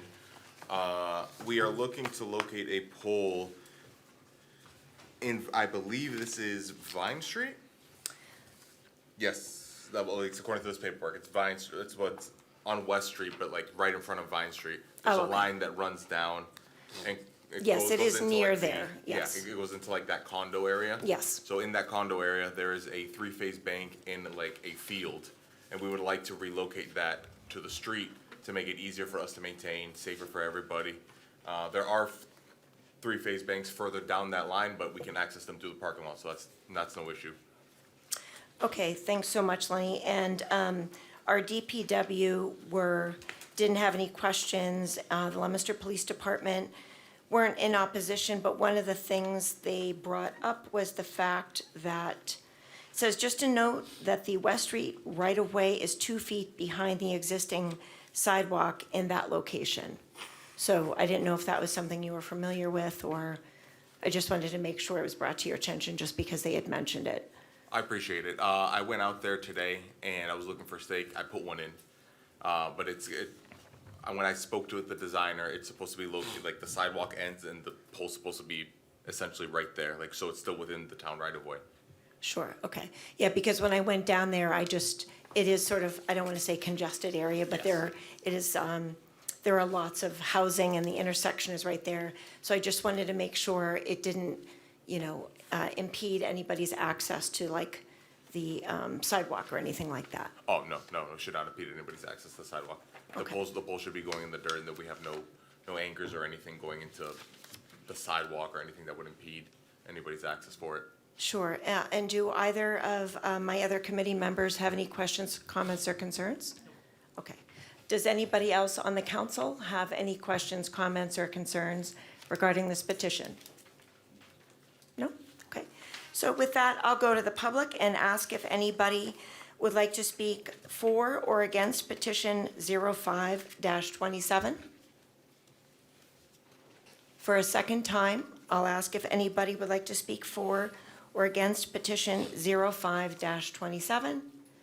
And for a third and final time, would anyone like to speak for or against petition 05-27? Seeing none, Madam President, it would be my recommendation to close the public hearing. Okay, I'll go to the other members here today. Councilor Robbins? All set. Councilor Shalfo Zephyr? Okay. Thank you so much, Lenny. Thank you so Appreciate much. it. I appreciate it, thank you. Just a quick note while we're talking about public service and telephone poles. We all can always learn something every day, even all the years I've been here. Got a number of phone calls a couple of days ago on my street. There were 5 3 or 4 or 5 trucks, police, and and poles were being installed. I had everybody calling me, saying, we didn't see anything on the city council agenda. We didn't hear anything about, Debbie Drive being new telephone poles. I talked to the gentleman putting it in, talked to the police, called the supervisor, called Councilor Cormier, who I thought would know something about it. Found out that so the public knows, if you ever see it, that there is no need to have a permit through the city council to replace a pole. It's only for new installation. So we found out quickly that, and I learned, and I had my answer. So, thank you to the electric company for that. I appreciate it, Verizon. All right, thank you, Counselor, for moving that along quickly. Now back to, did you have enough of a break? I did. Counselor Cormier? I did. Moving on to 66-26. Thank you, Madam President. 66-26, Donna Millette of 58 Sky Lane, Leominster, respectfully requests to amend the Leominster zoning ordinance in accordance with Section 22-14 on behalf of the 10 registered voters as follows. Modify the existing entry in the table of uses, apartments, multifamily dwelling, from being yes in the MU2. Again, there's a chart attached, and this is requesting it going from being yes in MU2 to N in MU2, which would be a no in the MU2 zoning. Again, we have the petitioner who is here, and we're gonna welcome her up to, the hot seat, if you will, for a moment. Before I open this up, and I know there's a number of people here, I did receive a number of emails and requests for people to, who were unable to attend. I just want to make sure if there's anybody who's here who's already sent in an email and ended up showing up anyway, if you just put your name on a list or something and let me know. Otherwise, we will deal with the emails after we open it up to the people that are present today. So, Ms. Smollett, welcome again. Thank you. Nice job on the name. I'll get it. By the end of the night, I will get it. You're doing well. Thank you for allowing us to continue to appear before you. So MU2, basically what the constituents are asking is, as you know, the approval went forth for the Orchard Hill MU2 high-density apartment complex. So that was approved at the city level, it's been approved at the state level. So Ward 1 will be absorbing the impact of roughly just shy of 300 apartments without any increase in school, emergency, medical services, fire. And we are asking that the council respectfully evaluate the zoning for additional apartments and multifamily dwelling to be addressed, in that when the zoning was changed, the density was not simply just for a small subdivision or subsection within MU2. All of MU2's density is now approved for high-density apartments and multifamily use, such that if it were to be built out, it could potentially be another 1,000 units by right in that zone. And Ward 1 feels that we have absorbed as much as we can practically within reason, and we are asking you to evaluate the apartments and multifamily dwelling further into that MU2 zone. So the spirit of this is that we recognize, yes, there's a need for housing. We're not asking for no more housing. We're absorbing 300 units without any increase in fire, without any increase in traffic, without any increase in schools.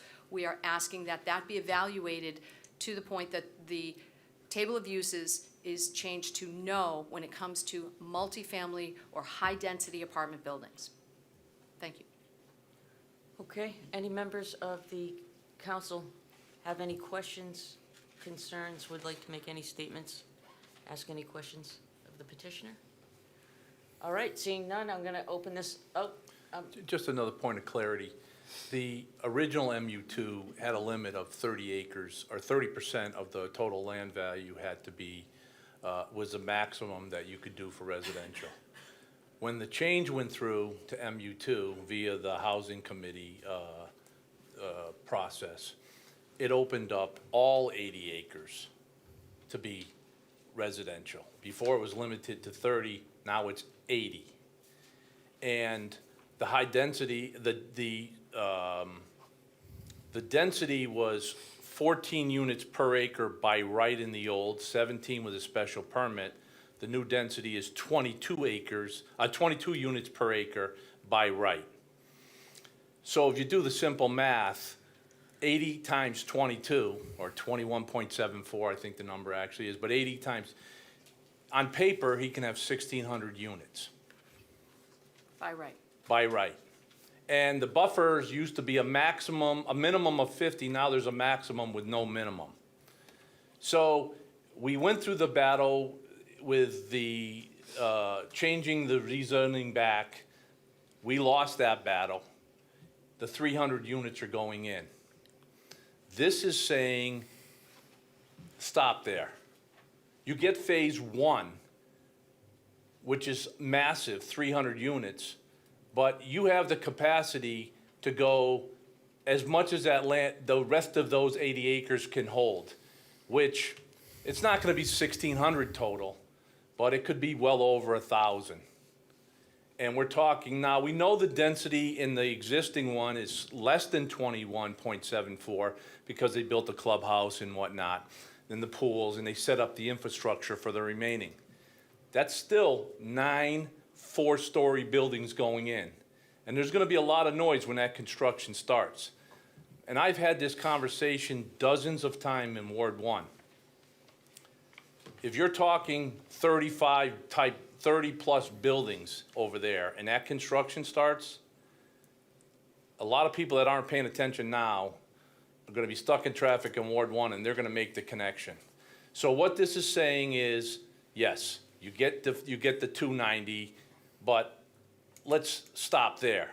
Zoning can be reevaluated 5-10 years from now. We got all kinds of other development going on in the city that's gonna be an impact. So that's what this petition is saying now. The argument that you're gonna hear from the developer is it creates a pre-existing non-conforming for the existing project. And I would argue that is not gonna change his first phase one bit. He's gonna get everything he wants in that first phase. There's a lot of projects built in the city under pre-existing non-conforming. I think you just changed the zoning for the huge project that was already developed down off, whatever, Brooks Pond or whatever it is. The point is, the argument that pre-existing non-conforming is somehow going to affect these 290 units, I would make the argument that that's a non-issue. He's going to get everything he wants in that. That's a done deal. He gets a massive project in Ward 1. This is about what's left. And this is the last it. If this, you have the power here. January 13th was a big meeting. I tell when I have this conversation, I go, watch January 13th, you'll see where the zoning was changed. And you can, look at that meeting. This is this is it. If this doesn't pass, then it's wide open by right, 1,000 units plus. And I feel very, very, very passionate that it will have a dramatic negative effect on Ward 1. I really do. So what I'm asking, what is being asked for with this petition is to say, no, let's build phase one. Let's see what the 200-plus units at the Gateway project, see how that works out. See what the impact is on the schools. We hear from experts, no impact on schools, right? Minimal impact. 50% of these units are multi-bedroom. People aren't renting extra bedroom luxury apartments for thousands of dollars to have spare bedrooms. There's gonna be kids. Traffic, we hear, don't worry, they're all just gonna jump on Route 2 and go to work and come back. There's gonna be minimum traffic. I mean, I've lived there for 35 years. I talked to a lot of people. I have yet to find anybody who says, leaving the books to be by right to build 1,000 units in North Leominster is a good idea. Nobody agrees with that. Nobody. It will dramatically affect the neighborhoods and the integrity of those neighborhoods in Ward 1. This is it. You have the power, you have the authority. This is the last gasp, in my opinion. Thank you, Mr. Rollins. Counselor Noseworthy. Thank you, Madam Chair. I don't know if anybody on council would have this answer, but it is making me wonder. Obviously, it wouldn't help with the school piece or the traffic piece or the quality of life piece. But where we are so strapped with police and fire and paramedics, and I understand it's probably a corner office decision, do we have something on the books, or how does it work when we are looking at housing, because we do need housing, that we have increased tax revenue, or however the formula works, that we are increasing our first responders? And if we don't have an answer, I think it would be an important question to be asking as things are moving forward. Thank you. Is there any members of the public that are here that would like to address, I'm sorry, Counselor Shalfo-Zephyr? That's okay. Thank you very much. You know, I think the way that the petitioners described, you know, where we're at with this project, I think is apt. And, you know, 300 units, 209 units, whatever that is going to create mayhem, I would argue, in North Leominster. The traffic, the increased public safety calls, whether it's police or fire, whether it's EMTs, the school system in Leominster, in North Leominster, both at the grammar school and also at the middle school, they are at capacity. They're at capacity. They may have 1 or 2 spots, you know, for kids to school choice in. That's it. They're at capacity. So if we start adding 300 units, and then next year or the year after or whatever, we add another 400 or 300 or whatever, up to the maximum that can be built on that land, we are going to be in a very serious situation here in terms of our budget going forward, right? School buildings cost a lot of money. We were, you know, in the middle of the Fallbrook School, having to rebuild that. Just think about that. Think about the long term. Think about the traffic. I shop at Target. I'm up in North Leominster all the time. I avoid Route 13. I remember when one of our counselors, the Ward 1 counselor, Counselor Feckley, who was a very good friend when she passed away, and we all attended her funeral mass at Our Lady of the Lake in North Leominster. The people at the church, we had a police detail because all the traffic was from the bridge, you know, down at Hamilton and Route 13, all the way up to Our Lady of the Lake. Churchgoers, we were trying to go to the cemetery down by Searstown, and we had to have the congregants had to have a police escort to bypass all of that Route 13 traffic so that we could get to the cemetery to bury our friend. That's not unusual on Route 13 in Leominster for people who live there and for people who, you know, happen to visit there. So this is, you know, it's very, very serious. And one thing I read in, I don't know which attorney's most recent letter it was, but, you know, talked about or mentioned that the state has a housing crisis, an affordable housing crisis. State absolutely has an affordable housing crisis. This is not going to address that. This area, Leominster is a gateway city. City of Fitchburg, our neighbor to the north, is also a gateway city. We are not surrounded by affluent communities. We are surrounded by working class people.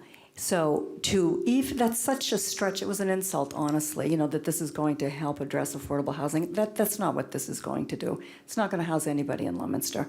So again, the citizens of Leominster, the residents of Leominster, the people who live here and love it here and have been here for a long time that pay taxes, they're going to bear the brunt of this building. For sure. For sure. 300 units that have all been approved, those can be built. But let's step up. Let's step up and represent the people who support us and put us here. Thank you. Counselor Frida. I just want to add something, because after, I believe it was the planning board meeting, when the former Councilor Rollins mentioned that Ward 1 did not want any more housing. They didn't want to tolerate any more housing. And I had somebody in Ward 3 call me. And at first I was going to just refer them to the Ward 3 councilor, but it was somebody that I knew for a long time. And they said, we have had a lot of building. I'm concerned that we're pitting areas against areas by making a statement that we're not going to build in Ward 1. So I did some research, and it's kind of an interesting research. We talked about Fallbrook School, we have Samoset, we have Central Street, we have traffic. And I started thinking of Litchfield Terrace, 740 Central Street, Brooks Pond, Meadowbrook Acres, the two trailer parks that we have.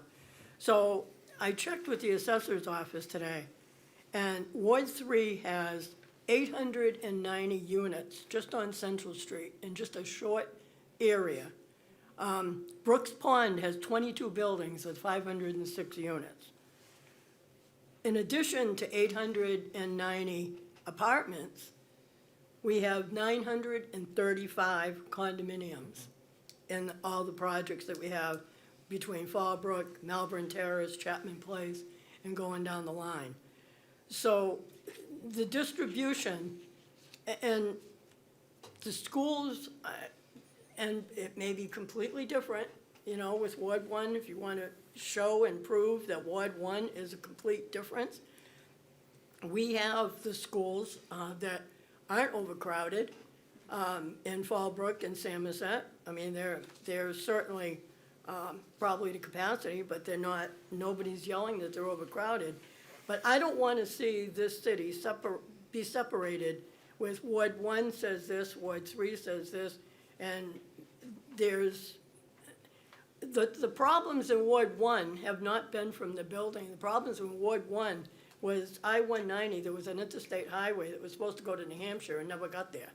That's where most of the traffic and if you just sat on the side of the road and in the morning and in the afternoon and looked at the New Hampshire cars that are going by that traffic and that route, that's what you're gonna find the majority of.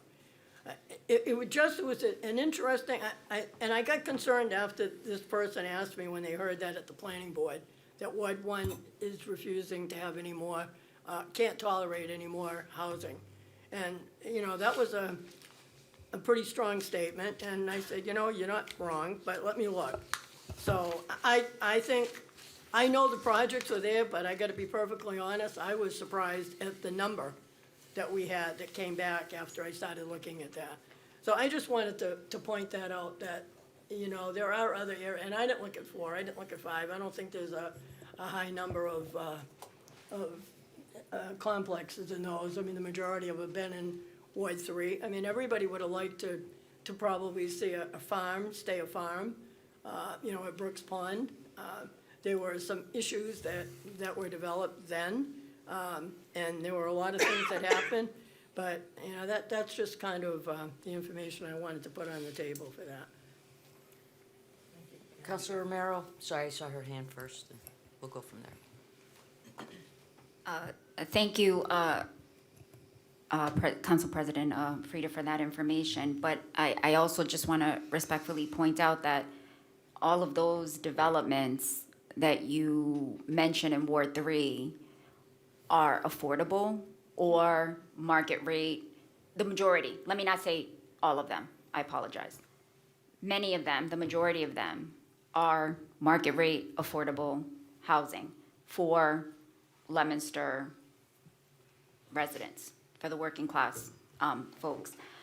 And I think the project, again, that Mr. Rollins and Mrs. Millette, referring to, is an above market rate apartment complex of about 300 apartments.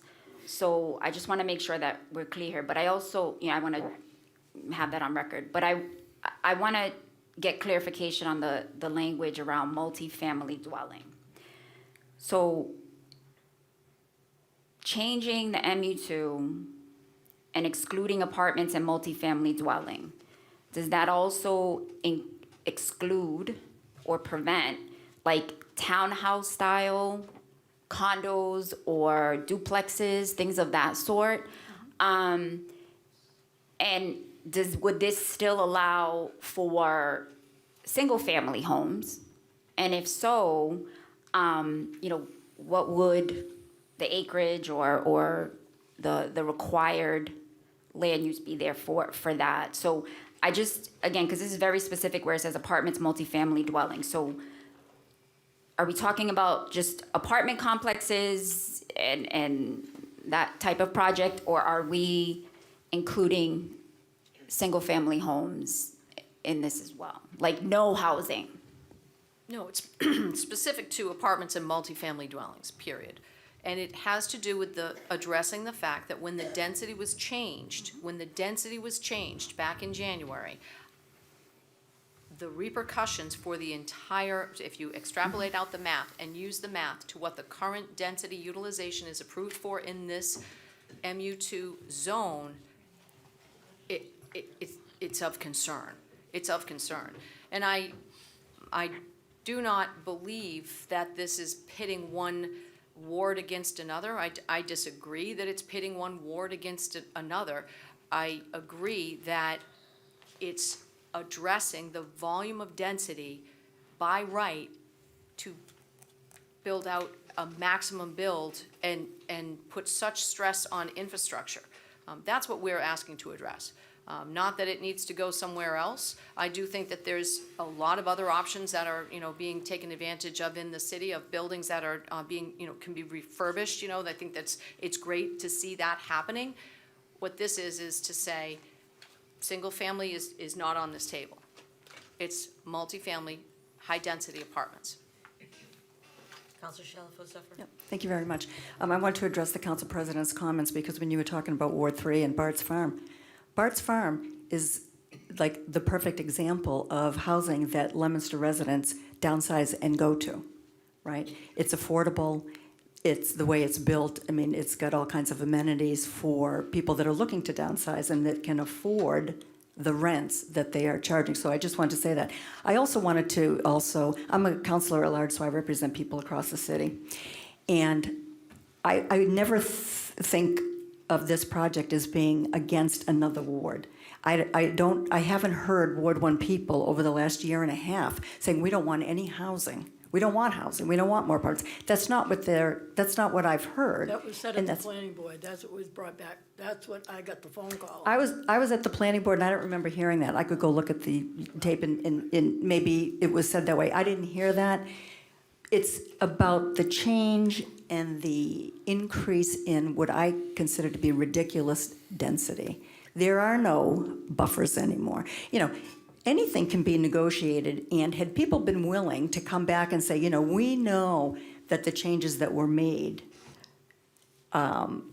were, maybe too aggressive. There are no buffers. There are no wildlife corridors. There were wetlands that weren't delineated. I mean, there were so many different problems with those changes, but nobody ever came back and said, you know what, we're going to be real sports, because we know that we're getting, we got the density that we wanted, but we're going to scale it back a little bit. We're going to put in some decent buffers. We're going to give, some, relief to the abutters and the people in the neighborhood. So it's not about pitting one neighborhood against another in the city. I never have thought about it this way. It's the scale and the scope and the density and the impact in that particular area. It's Harvard Street. It is the Orchard Hills Mall. It is trying to get on and off of Route 2. It's that particular location with that particular density and those specific changes. That's what is at issue here. It's got nothing to do with other places in the city. I mean, I grew up in Ward 5 over by Riverside Village. That's, high density, lower income housing, for people that's been very successful, and it's been great over the years. Every location in the city, every ward in the city, has got some kind of, multifamily housing or, development. So we evaluate things where they make sense. This doesn't make any sense. We have an opportunity, the council has an opportunity to say, okay, those first 300 units, they've been approved, they're gonna get built. Fine. But the rest of it, we don't need any more market rate apartments to pull more people, from the east out here. We need housing for our local folks. And if that was part of the plan, I'd certainly be more supportive of it. Thank you. Councilor Noseworthy. Thank you, Madam Chair.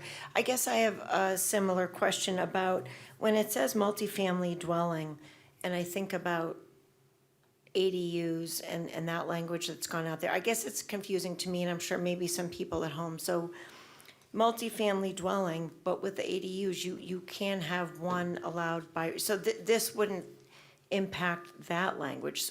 So when I see this language, and I'm assuming people at home, it may also be confusing, and I don't know if that's what the word one counselor was getting to, but you can have an ADU, and I believe you can you also build up? I don't want to say any incorrect things. But how does that differ from, I guess I'm trying to understand what a multifamily dwelling is versus having one home, you know what I mean, and an ADU, which is multifamily dwelling. Do you know what I mean? 3 or more units, it is defined in the zoning. Perfect. No, that answers my question, and I bet some people at home were probably wondering the same thing because you can have an ADU, so 3 or more.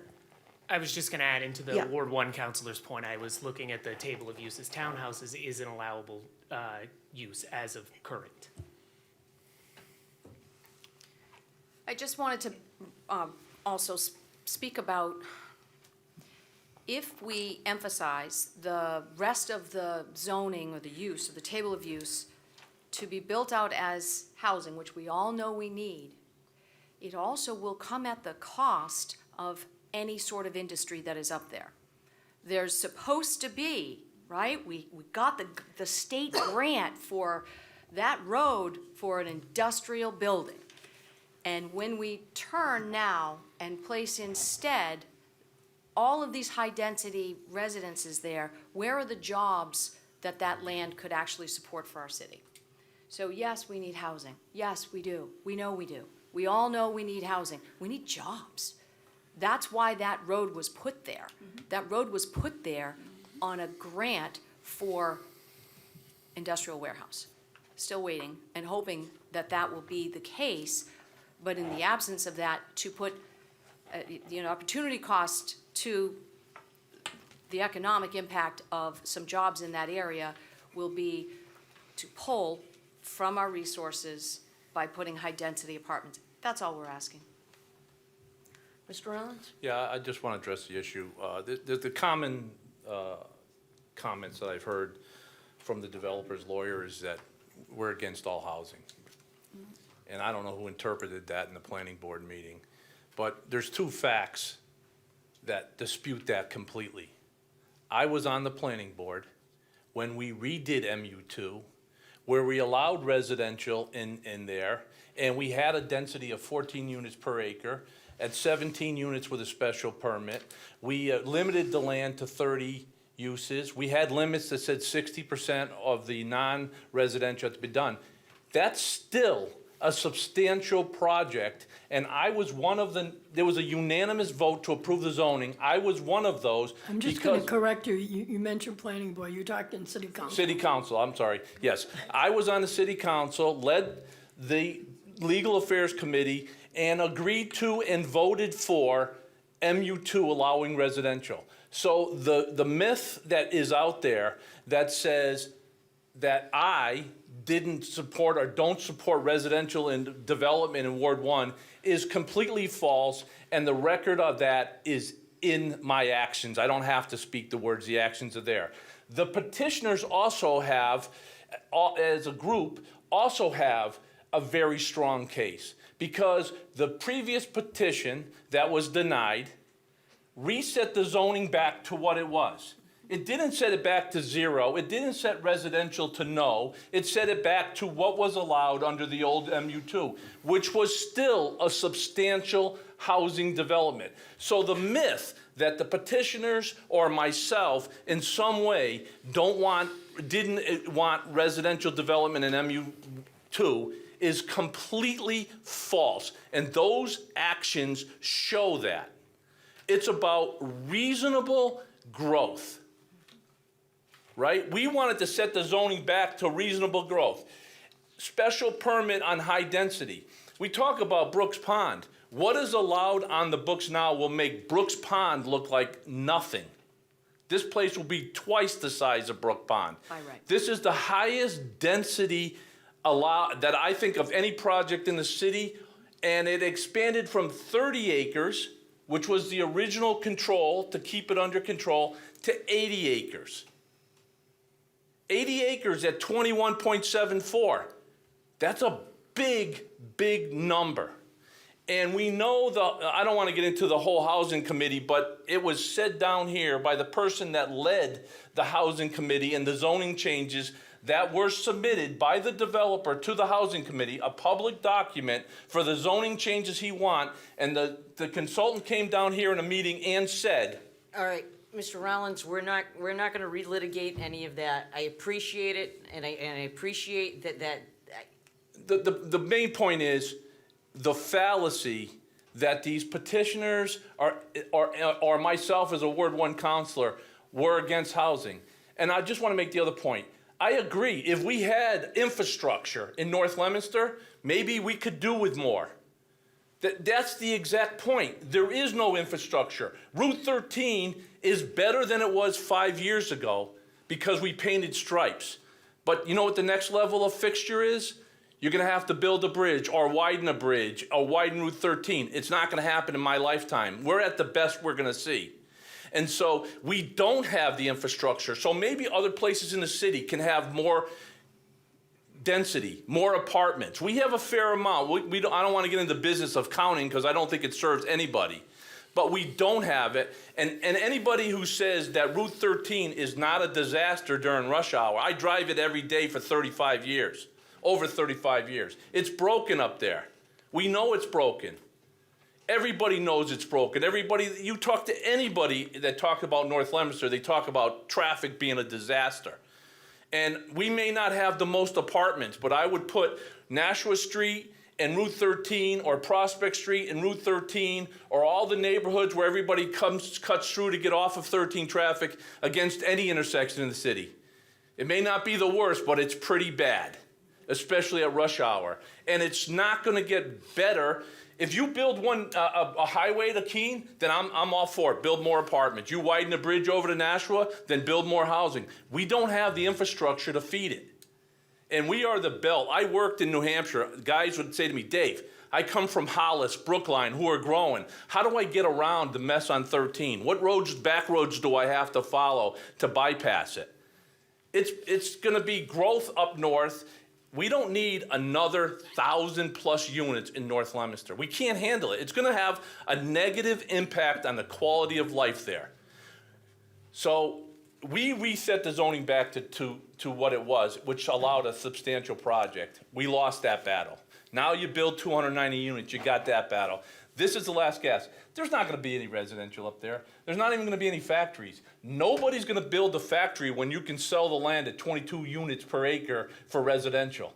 Nobody's going to pay residential rates of land where you can build 22 units. Nobody's going to put a factory and compete against that. You know, it's just not going to happen. That land is premier, big bucks money up there is going to be made when you build 1,000 units.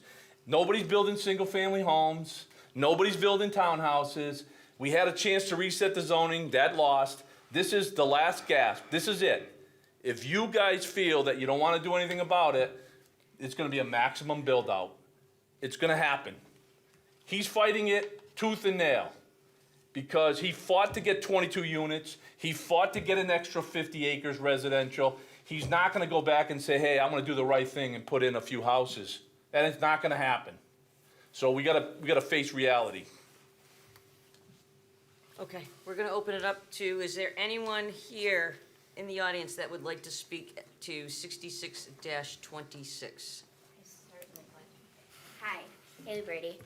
When we were talking about the I'm wards. sorry, Ms. Brady, full name and address, please? Haley Brady, 200 Harvard Street. When we were talking about the wards, I thought it was interesting because MU2 got changed right around about the same exact time as the MBTA. And it was addressed by this council that you recognize the traffic, you know, the concerns, the schools. Ward 1 might not be able to handle it, so let's break up the MBTA and put it into different wards in the city so that we don't burden one ward. What doesn't make sense to me is, with the MU2 change, you could have called that MBTA. Why did you burden Ward 2, Ward 3? You didn't have to. So in addition, you say Ward 1 can't handle this, so let's break it up, but then you give them something 10 times bigger, more open, less restrictive. It didn't make sense to me. And then you guys, everybody's gonna vote the way they feel, however, but what's the process for the public to enact change? The last petition. You're involved in that process right now? Yes. Okay. So when we. Just to clarify. Yeah, absolutely. When we came before you in December, you agreed with some of the sentiments. You know, this wasn't the vehicle to get here, I believe was the direct quote. You know, another quote was, if you come back with a petition next month with everything we discussed here today, we would support it. Well, we did. But little did we know that Mass General Law puts a 2-year ban on that. And the petition was not given leave to withdraw. It was requested by one of the petitioners. It was not allowed. So you told us to come back with a petition, but prevented us, the vehicle, from doing so. We didn't prevent that. That was the Mass General laws that prevented you. Actually, the planning board. By It was not- allowed by if the planning board approved it, it could have come back within the 2-year limit based on a decision by Coltman and Page. The planning board voted not to send it back to you. This council did not allow it to be given leave to withdraw. That prevented it. It got forced to a vote. On top of that, I've reached out to multiple, at Legal Affairs. I've shown up at the meetings, asked for guidance. How can we get here? Because I want to work with you guys. Nobody wants to stop housing. So I want some buffer zones, maybe a special permit so that if it is this crazy density project, you could say, hey, it's a dangerous street, let's put some sidewalks in. The special permit, giving them by right, complete openness, they don't have to give the city anything. You have no mechanism. The planning board has no mechanism. You've limited conservation's mechanisms. And you've taken away any public input. We don't even have to be notified. They could put 1,000 units up there tomorrow. They don't have to notify the abutters, and there doesn't need to be any buffer zones, just common sense things. This isn't the petition I would have particularly liked to see, because I don't care about building more housing. I'd prefer that. But I'd prefer the city have some rules in place, some stops, some mechanisms. You're leaving everything up to the developer.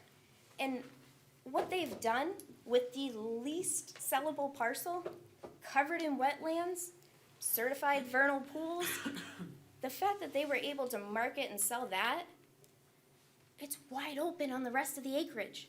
This was the least desirable. I grew up here.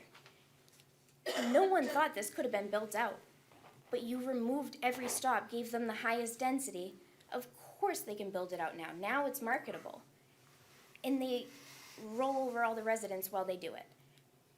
Simple things. Just wanted maybe a sidewalk on one side of Harvard Street because I watch my disabled neighbor try to get the wheelchair down while it's this narrow. You can't even ask that. You don't have the right to ask that of the developer as a city. It's asinine. You can't request that they throw money at the schools if they want to do 1,000 units and make all this money. You've given up all of your tools. And as residents, I'd just like to know, how do we work with you? Because you removed all those options as well. Have a wonderful night. Thanks, Haley. Thank you, Ms. Brady. Is there any other members of the, in the audience here that would like to speak in favor of or against 66-26? Hi, my name's Lisa Contreras. I live at 68 Cloverleaf Road, Every day, I have to be in Westminster at 3:30, coming off of Prospect Street, and I take a left onto Route 13. I can't begin to tell you the amount of times I've had to sit there through a green light. I can't take a right. Clicks to red, then they're going on Route 13, my green light, and a lot of times I can't even go for a second. Granted, it's, particular times during the day, but it's awful. And to have to sit there in a green light, and not be able to take my left and get to work when I need to, is a little ridiculous. So that's my personal experience on a daily basis. Thank you. Thank you, Ms. Contreras. Okay, before I get to the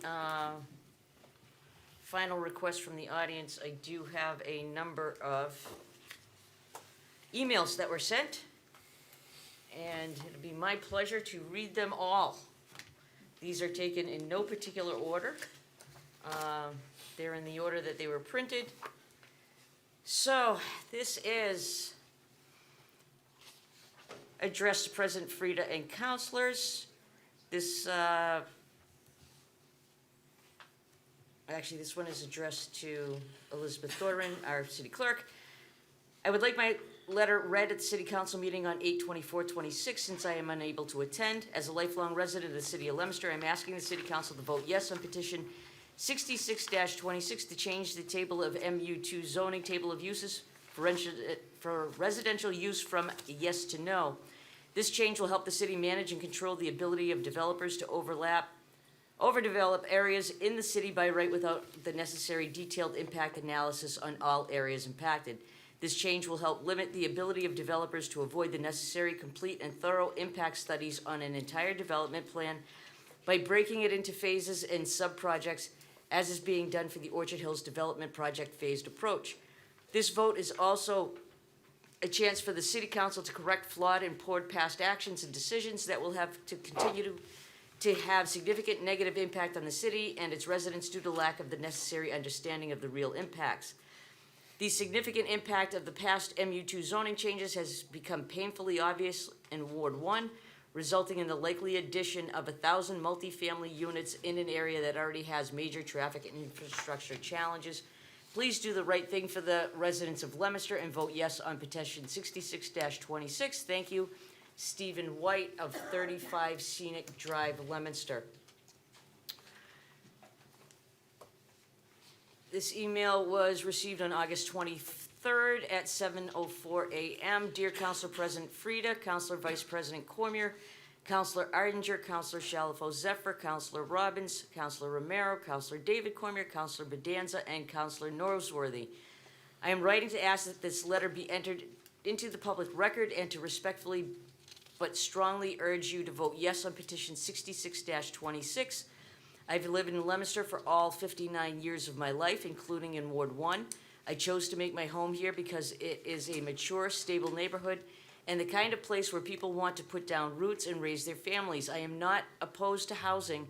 I am not opposed to responsible development. Nearly 300 new residential units are already coming into this area. My concern is what happens next. There needs to be reasonable balance between housing, nature, infrastructure, public services, traffic, and most importantly, the safety and quality of life of the people who already live here. We are already struggling with that balance. Harvard Street, for example, traffic and safety conditions have reached the point where I do not consider portions of this road safely walkable. We have children standing along these roads waiting for school buses.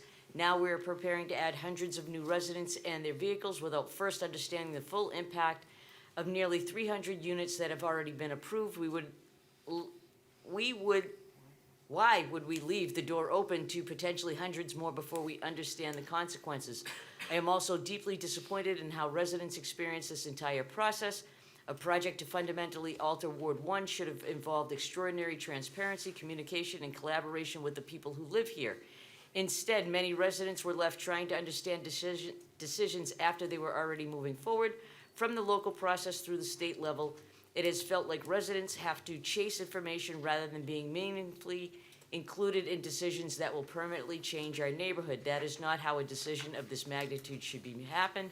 Our elected officials are there to represent the people of Leominster, the interests of the residents who live here, raise families here, pay taxes here, and will live with these decisions for decades must carry more weight than the financial interests of national developers who stand to profit from them.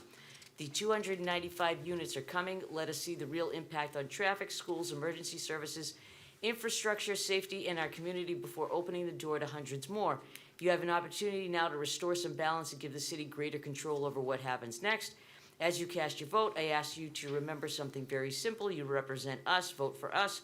Please vote yes on petition 66-26. Respectfuley, Keith LeBlanc, Ward 1, Leominster. He does not include his address, so I'm going to include his email. It's krleblanc13@gmail.com.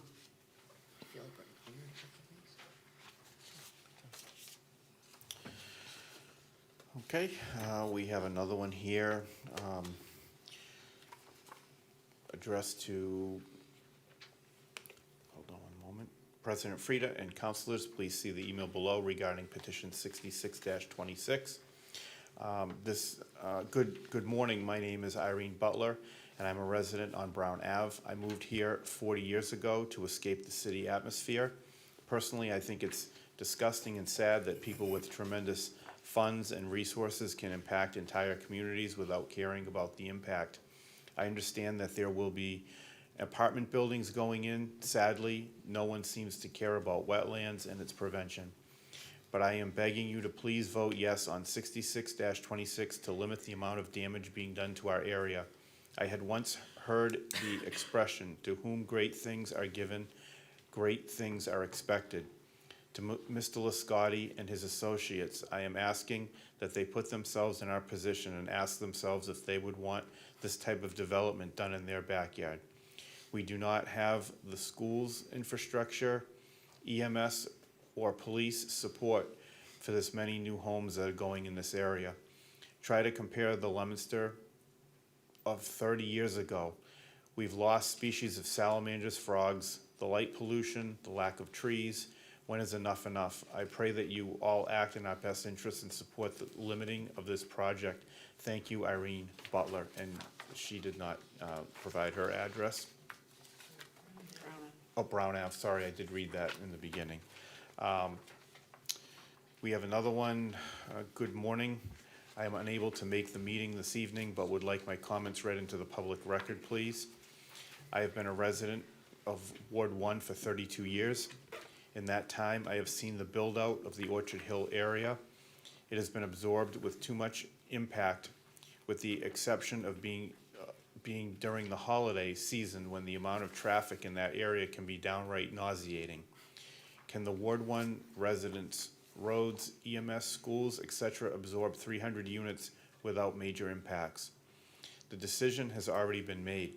Add another 700 units on top of that, and I think you are bordering on insanity. I cycle in this area all the time and can only imagine what 1,000 units of housing is going to do to my anxiety level as I attempt to negotiate my way toward Shirley, Devens, and Air. Let us also not forget what happens when an accident occurs on Route 2. Copious amounts of traffic flood onto Nashua, Harvard, Prospect, Lawrence, etc. The accident that brought the pole down on Route 2 on a Saturday during this past spring caused massive gridlock in Ward 1 that lasted for hours. So 300 units, okay. 1,000 units for Ward 1, absolutely absurd. Please use some common sense and limit the build-out to 300 units. Take some time to see how this will impact Ward 1 and then reassess over a period of time. Please vote yes on petition 66-26. Sincerely, Luke Millard, Sacramento Drive. And this was sent from Angela Cahill to our city clerk, Elizabeth. We are unable to attend the city council meeting on 8/24/2026. In our absence, can you please read our letter at the meeting? As a 40-year resident at the same address in the city of Leominster, we are asking the city council to vote yes on petition 66-26 to change the table of MU2 zoning table of uses for residential use from a yes to a no. This petition controls whether we have 290 apartments or potentially 1,000 plus apartments in Ward 1. It is the difference between 9 apartment buildings and potentially 30 apartment buildings. Please, no more high-density apartment complexes in Ward 1. Ward 1 is certainly going to bear enough with 290 residential units.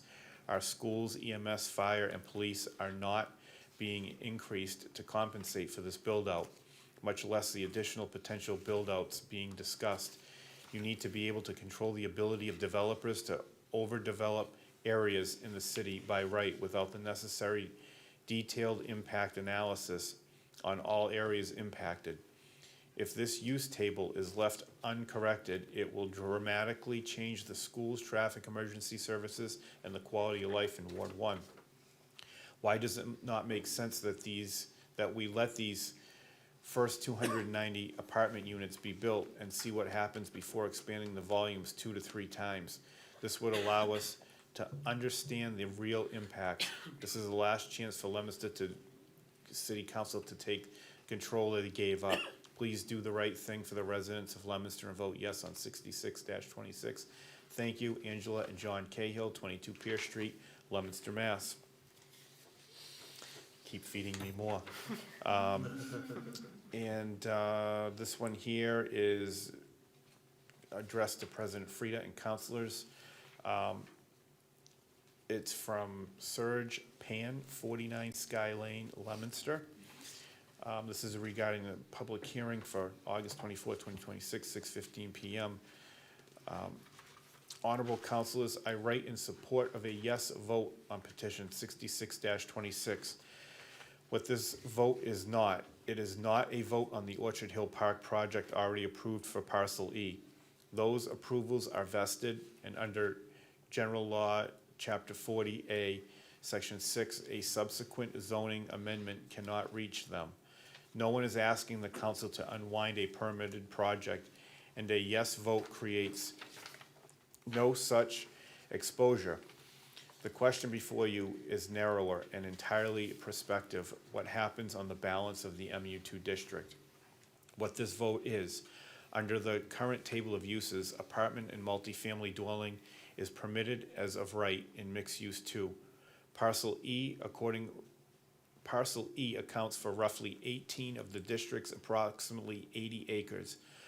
On the remaining acreage, nearly all of it in Ward 1. The same use may also be by right at the same density without a special permit and without further vote of the council. The council's role in the largest land use decision in this ward's history is under the ordinance as written, already complete. Petition 66-26 restores it. Infrastructure has not been sized for the entitlement.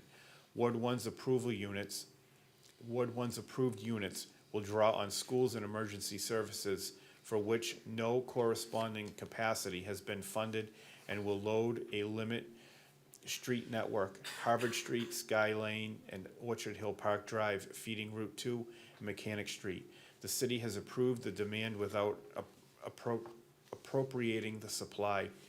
To leave by right entitlement in place for several multiples on that demand before a single unit of the first phase is occupied is not planning, it is deferral.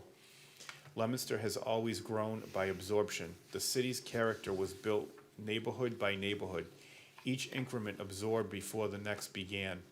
That is the growth this council has historically stewarded, and it is the opposite of a single unreliable entitlement for 1,000+ units concentrated in one ward, in Ward 1.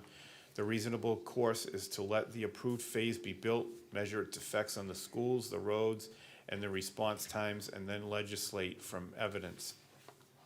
The current entitlement produces one product only. As written, mixed use 2 permits by right a single residential form, large-scale rental multifamily. It creates no path at any density for townhouses, condominiums, or starter homes that would let Leominster families move from renting to owning in the community where they already live. A city with real housing need is not well served by a zone that can supply only whichever product is most profitable to build. A yes vote returns to this council the authority to require a genuine mix of housing types and tenures on the remaining acreage. On the legal posture, the planning board held its hearing on this petition on July 20, 2026, and the requirements of General Law, Chapter 40A, Section 5 have been satisfied. I would respectfully ask the council to confirm on the record with the Planning and Development Director that MU2 is not the district relied upon for the city's compliance with General Law, Chapter 40A, Section 3A. My understanding is that Leominster's MBTA communities zoning was adopted separately, and if so, nothing in petition 66-26 disturbs the city's compliance or its grant eligibility. Finally, I want to be clear that a yes vote is not a pause, not a prohibition.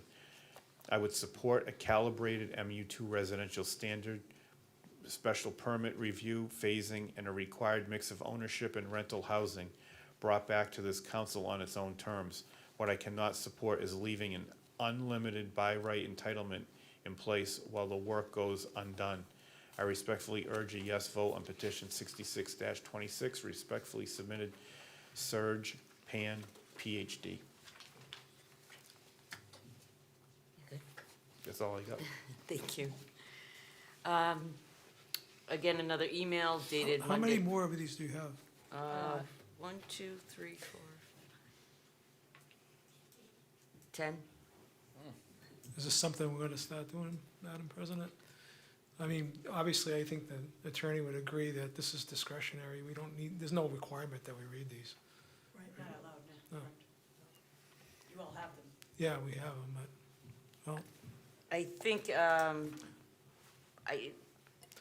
I can mean- read the names, if they all have, if you, yeah, it's we know essentially the that they're all same, essentially Oh, the yes. same the same, sentiment. and we can put, Read the name and address of those and that they'll be on file, and go, and, yes. yeah. okay.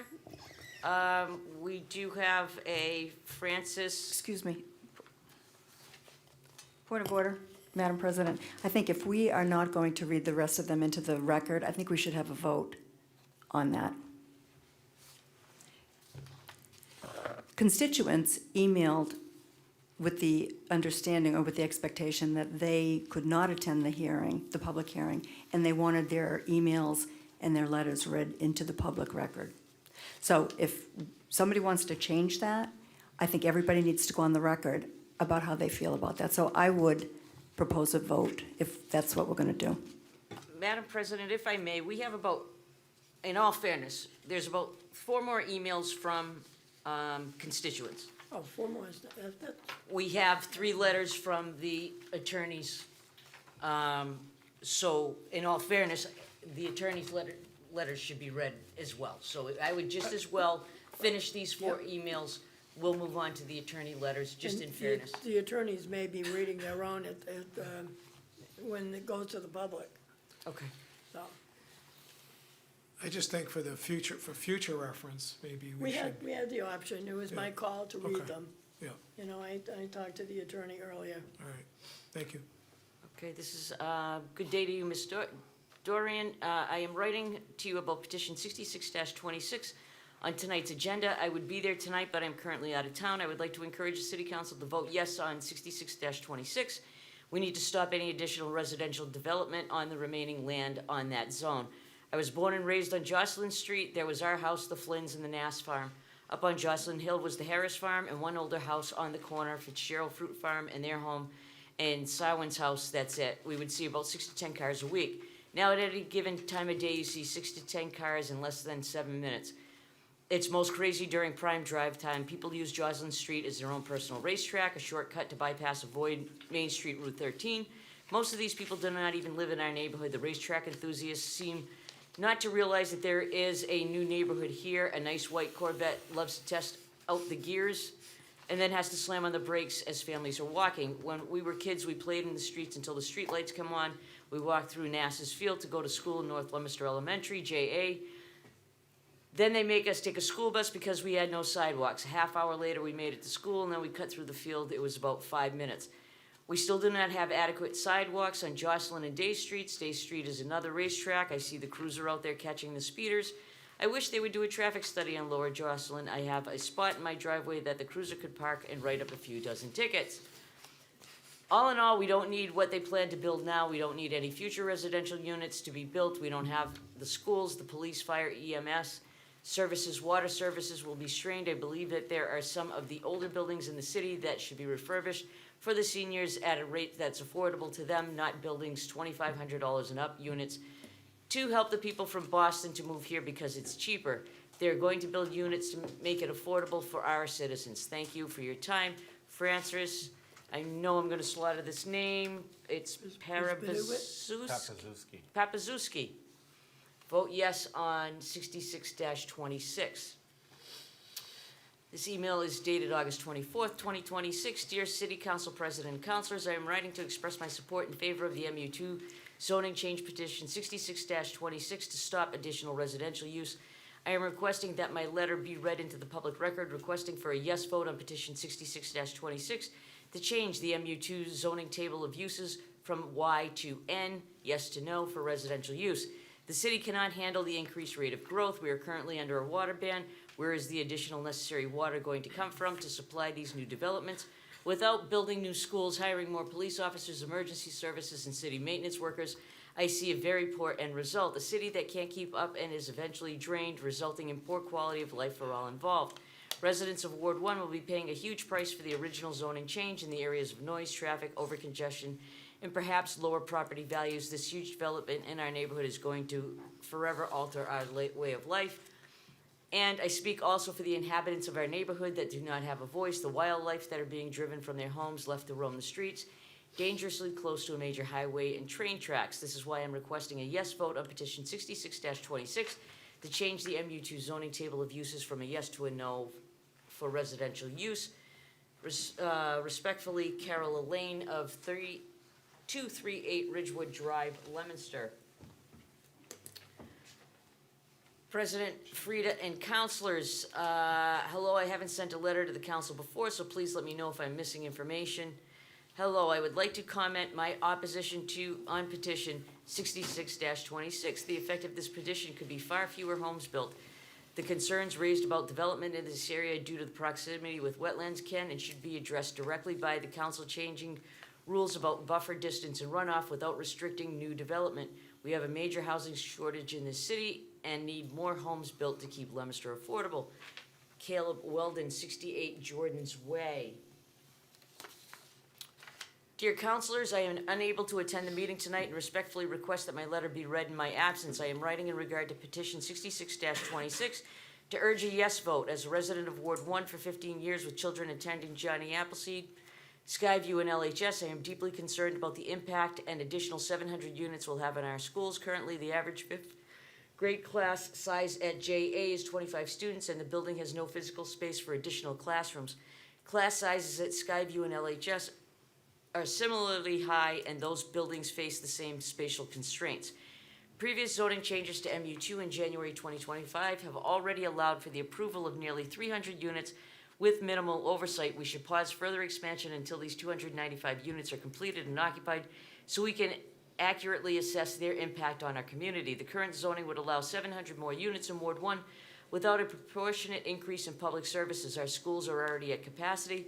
While state funding may increase per student, it will not cover the cost or logistics of building the new facilities required to accommodate this growth. Please consider the long-term impact on our community and vote yes to prevent further unchecked construction in Ward 1. Respectfully, Rachel King, 55 Sky Lane, Leominster, Mass. Before I get into, I have emails here from Merrick, Golston, and Stores, and actually two from them. I see attorneys in the room. I don't know if these are any of yours that you care to address, or I will read these into the record. Anyone? Madam Chair, I'm happy to address Golston and Stores' comments as part of my response, if that. Certainly, if you want to come up to the podium, you're welcome to come up to the podium.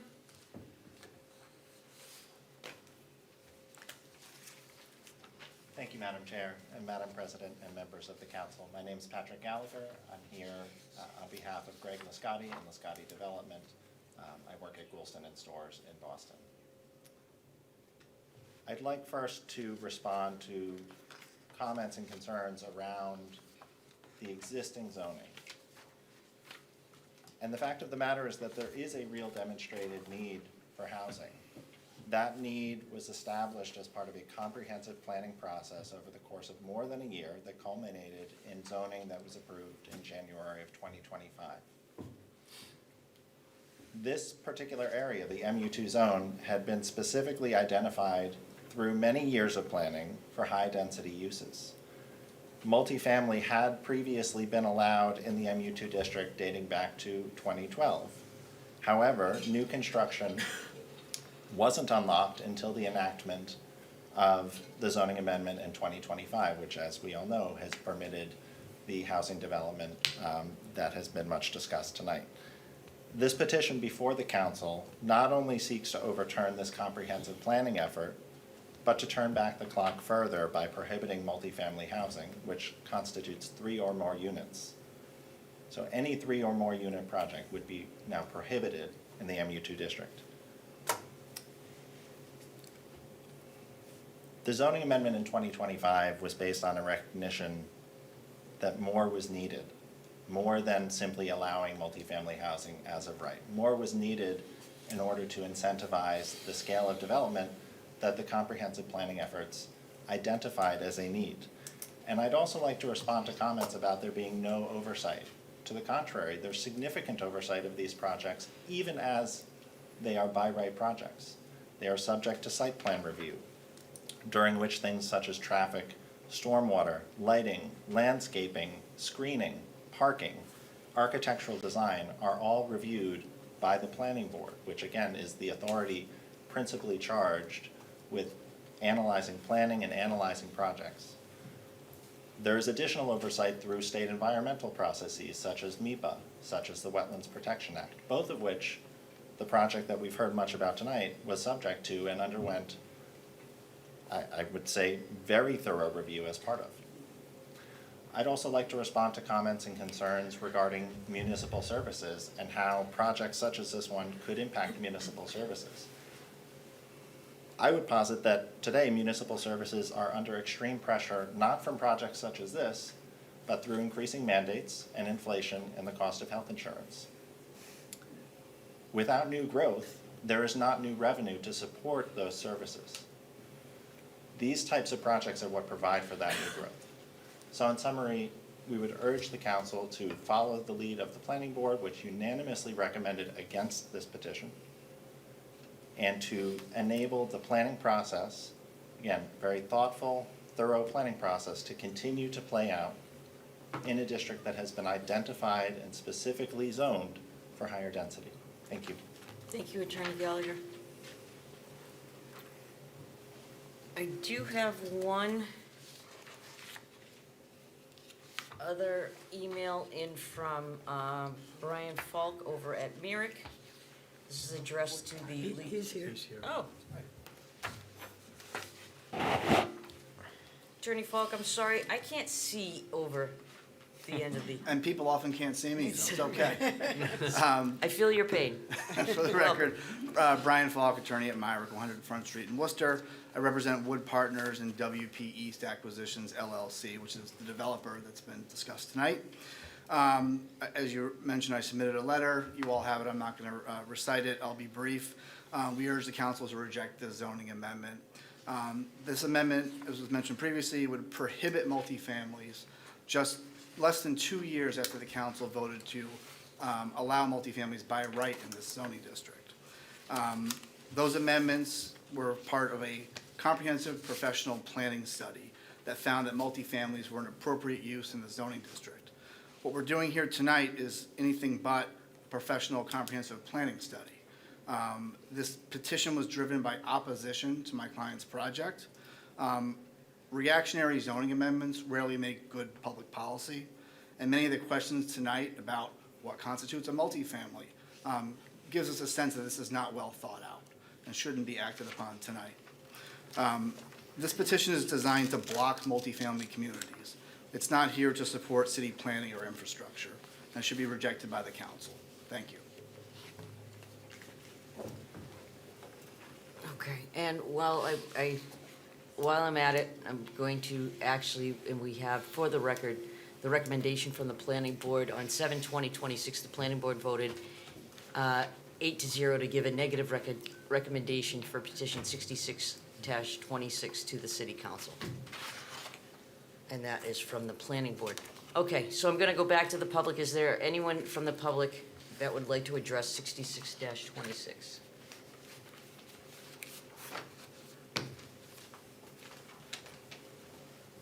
Good evening, Anita Milliard, 145 Sacramento Drive in Leominster.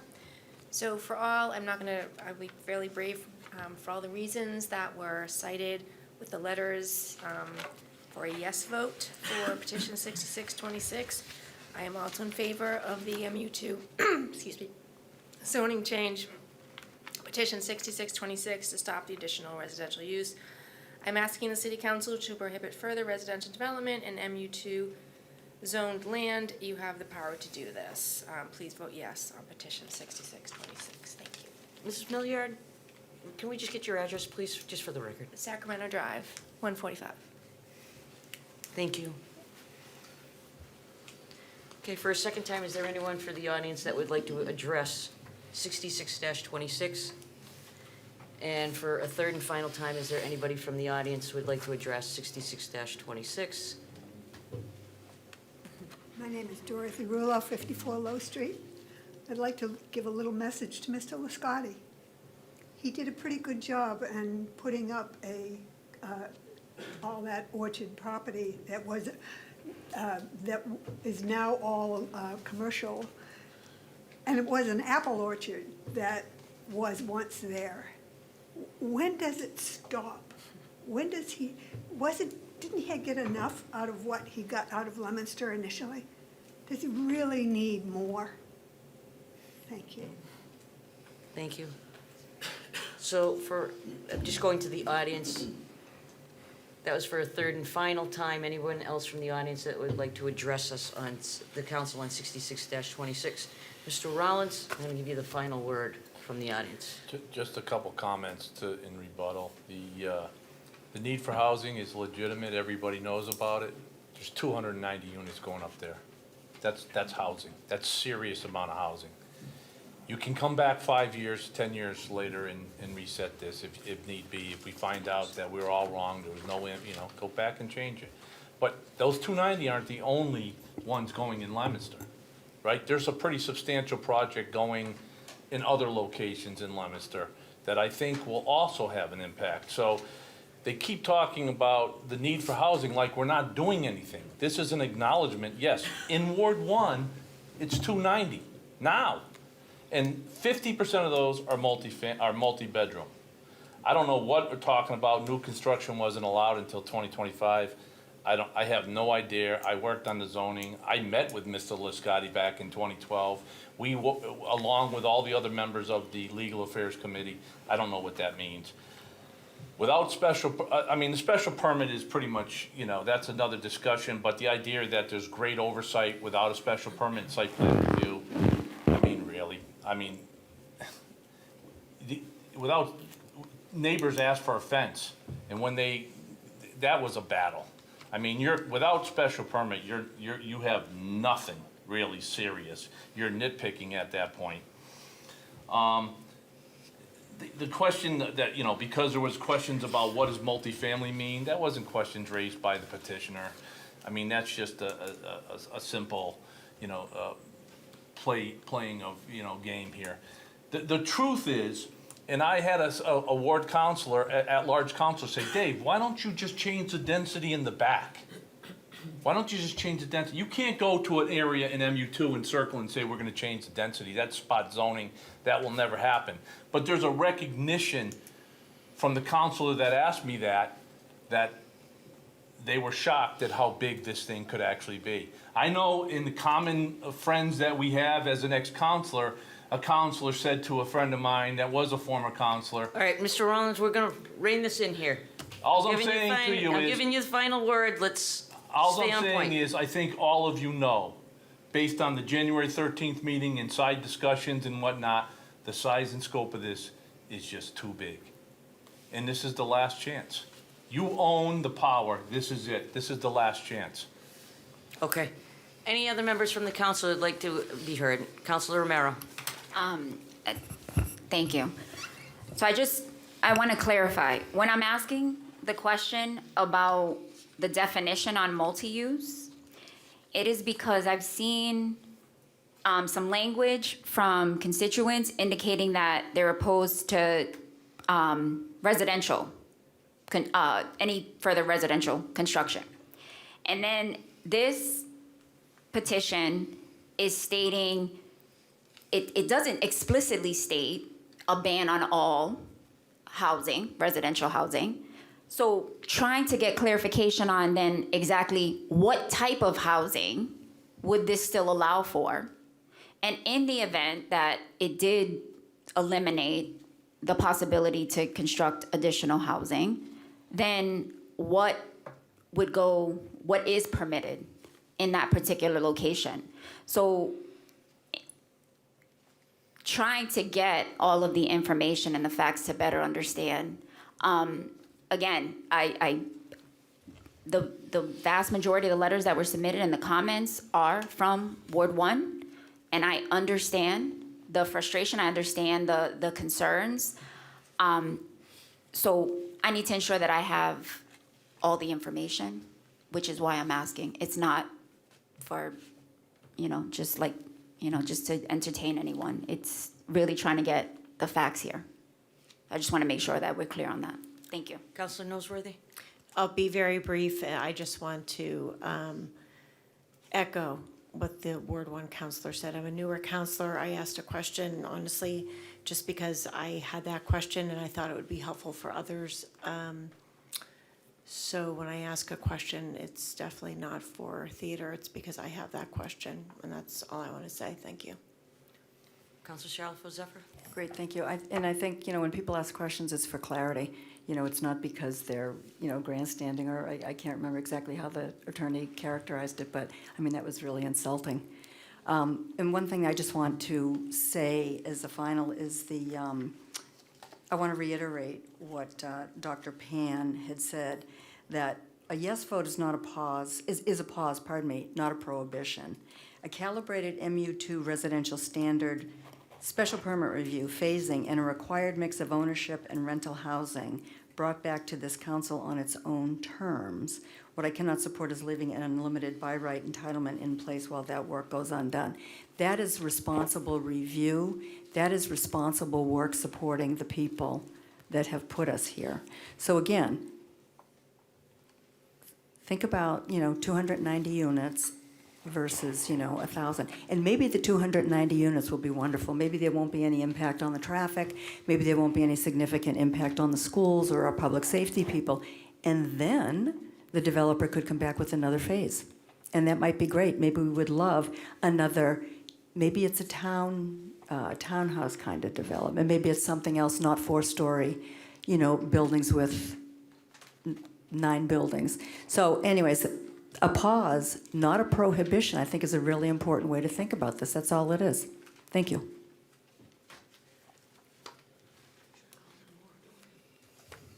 Okay. So we've addressed everyone on the council. Councilor Betanza? Just to the Ward 1 councilors, I think, question about other types of residential uses in MU2, not multifamily uses. Those aren't permitted in the table of uses, just for clarity. Thank you. I think you were driving at, could you use this MU2 land for residential uses that are not multifamily structures? The answer to that is no. Okay, now I'm thoroughly confused. All housing. Town is allowed, but residential detached single-family homes, it's a no. It's just, the question was, can you use MU2 land for housing that doesn't involve a multifamily structure as defined in the zoning ordinance? Right. That was her question. Correct. So I think she was driving at, could you build single-family homes there, for example? Yes. You can't. You can't? No, you can't. Never gonna happen. But you could in I'm the not saying, future. I'm not saying you, You that's the way it could. was designed. Right, but you could, in the future, come back with a plan for single-family homes that would make sense and address the density problem in that area. So that would be something that could be considered in the future. Not under your existing zoning, but that might make sense in the future. That is something that we could consider the city council. I'm not speculating on the future, I'm just answering the question, that's all I'm doing. Okay. And can I apologize, just one last question. I also want to understand, because both attorneys have indicated that by approving this petition, it would impact the previous project. And it is my understanding that it would not. So could the attorney please help explain, would approving this change impact the project that was already approved? No, it wouldn't, in my opinion. I actually thought that they both indicated in their letters that they already have permits. So they're all set. Yep, yep. Right. So I was, Does it create a prior non-conforming use, however, in that zone? So it would be, it's a pre-existing legally non-conforming use, because Right. when they did get their permits, it was allowed, it was a Right. yes. right. So, I mean, I'll just give you an example. The letter from Attorney Falk indicates, in part, aside from targeting an approved project, it is unclear why the council would want to prohibit multifamily communities in a large area of the city. So I just, again, that comment keeps coming up, that we would be targeting, or this would impact the previous project. And I wanted to make sure that I was clear that that's not the case. The main way it would impact it would be, it's perfectly legal and grandfathered, it doesn't touch that project. However, when there's a prior non-conforming use, and if you want to modify it, change it in some way, expand it, for example, then you have to demonstrate, you got to get a special permit, and you got to demonstrate that the alteration isn't substantially more detrimental than what's there already. So it's, I don't know if I'd use the word target, I mean, I guess you could, but could it have an impact? It could, but it's not going to stop it. It would have an impact if there were, for instance, like a phase 2. Or suppose they decided they wanted to add some more units, or they wanted to change something. Maybe they wanted to build a new center, a new pool, a new center, something that, was substantial. They'd have to go and get a special permit for everything like that. Okay, thank you. Okay. Anyone else on the council? Madam President, it would be my position to close the public hearing at this point. Okay, Councilor Cormier, I agree. Councilor Romero. I agree. Okay, you have a unanimous decision? Unanimous decision. To close the public hearing, Yep. yes. One more, 6:35. 6826. Just get myself organized here. 1 second. Okay, All right, 68-26. Donna Mollett of 58 Sky Lane, Leominster, respectfully requests to amend the Leominster zoning ordinance in accordance with section 22-14 on behalf of 10 registered voters as follows. Modify the Leominster zoning ordinance with the precedents established in Mass General Law 40A, Section 5 as follows. From section 22-14, adoption and amendment, 14-.14, no zoning ordinance may be adopted or changed except by a 2/3 vote of all the members of the city council. If there is filed with the city clerk prior to final action by the city council a written protest against such change stating the reasons and duly signed by owners of 20% or more of the area of the land proposed to be included in such change, or if the area of land immediately adjacent extending 300 feet therefrom, no such change of any ordinance may be adopted except by a 3/4 vote of all the members. 2, 14-14, no zoning ordinance may be adopted or changed except by a 2/3 vote of all the members of the city council. If there is filed with the city clerk prior to final action by the city council a written protest against such change stating the reasons and duly signed by owners of 50% or more of the area of land proposed to be included in such change, or if the area of land immediately adjacent extending 300 feet therefrom, no such change of any ordinance may be adopted except by a 2/3 vote of all members. This is based on Mass General Law 40A, Section 5. If in a city or town with a council of fewer than 25 members, there is filed with the clerk prior to final action by the council a written protest against the zoning change under this section stating the reasons duly signed by owners of 50% or more of the area of the land proposed to be included in such change, or of the area of the land immediately adjacent extending 300 feet therefrom, no change of any such ordinance shall be adopted except by a 2/3 vote of all members.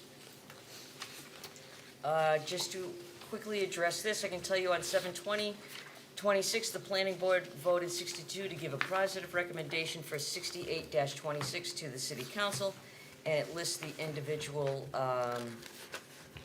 votes by the members of the planning board. And, okay, so I'm gonna open this up first to the petitioner. Thank you. So this is hopefully much simpler. It's a simple question of which takes precedent. The state law was modified, and does the state take precedence? And if so, we should remove the confusion by updating our local law to follow the state. If the state does not take precedence, then it's up to the council to, if you want to match the state. The bottom line is the two wordings, both at the state level and our city ordinance, are almost identical. And I'm imagining at one point they were identical. The state was updated to say that if you have a protest, you don't need 3/4 vote, you only need a 2/3 vote. Our law says 3/4. If the state takes precedent, then our law is confusing because it doesn't have precedence. If the city law is allowed and takes precedence, then do with it what you want, whether you want to match the state or leave it as it is. That's the crux of the discussion. And fortunately for us, we have Attorney Questle with us to give us a little guidance here. So, so you bring up an excellent point. There is home rule in Massachusetts. There's home rule. So, for now. ADUs, not so much. For MBTA zoning, yeah, exactly. Yeah, sort of. Again, you know, this is following 40A Section 5. It makes things cleaner, you know, in my opinion. However, your ordinance right now is valid until it's challenged. So if you want to stay with your ordinance now, you can. If it gets challenged, there is the risk that it won't be upheld because of 40A Section 5. And the reason it makes, my question to you is, we don't know, right? That's why we put the thing in there and asked the question. But there has been several votes that I know of in paying attention that have been deemed to need a 7th member to vote. And that's pretty substantial. You know, if you're one vote off and you say, okay, I need 6 because it needs 2/3, and you're fighting for the 6th vote, that's a different debate and different discussion when you say, oh, you need 3/4, you need 7 votes, and we know we don't have it. So let's end the discussion and move on to the next topic. So that's what we're looking for, is just clarity as to which takes precedence, because there are votes happening on a regular basis, or semi-regular basis. I know of 2, I should say, where 7 votes was, and it happens to be a district that we're all familiar with, MU2. So it's an important question. I mean, this is a double-edged sword. I agree. It could help you and it could hurt you. Exactly. Depending on what the situation is. I know it came up most notably with the racetrack. I don't think it was relevant in the end with the racetrack, but, you know, my personal opinion, for what it's worth, is I think we leave the home rule I mean, I think it gives the residents, I think more often than not, you'd find a protest where the residents are trying to prevent something rather than, than allow something. So, I mean, it does give some extra protection. I just don't, the question of the petitioners is, are we doing it valid? That was only the question, because if you require 7 votes and the state takes precedence, then it's an invalid vote, really. One could make that argument, right? And I don't think we have a position, if you say definitively that the state law, local law takes precedence, then do it with it what you will. But if it's a gray area, I don't know what you do. So the petition is to ask the council which takes precedence. I'm sorry, the petition is to change it. The petition is to change it. Correct, yeah. The recommendation from the petitioners is to say, if the state takes precedence, remove the confusion. Right. If the state doesn't take precedence, then we don't have a position. So again, I'm not trying to be intentionally vague. It's a gray area. Right now, your ordinance is valid until it's challenged and a court says it is not valid. Do you have a legal opinion as to how it would stand up to that challenge? Yes, most likely the state, 48 Section 5 would take precedence. Yikes. I think that's important to know. So. Because you have the potential to leave open a potential challenge, right? You could and I agree, there's 2 sides to the coin. I've seen it work in both ways, so I'm not lobbying one way or another, but I don't know that you want to push forth something that leaves open the possibility for it to be challenged. That seems a little bit, I don't know. I mean, I've had enough myself, but I think the point has been made. Dave talked himself out. I did sign up for the open forum, so I got one more shot at it. We haven't done that yet? Tell you, it's not the first time I've been accused of extending meetings down here, so. It's your passion. You want someone who's worked with you for a long time, David? You want some of our comments on that? I get it every day from Savatelli in the grocery store that I see him, that I took 2 months of his life away or whatever. You should go to a different grocery store. He should. Anyways. Okay. He's the same person that tells the priest you can do a mass in 45 minutes. That's it. Any members of the council have any questions, concerns, comments? Any members of the public that would like to address the council on 68-26? Certainly.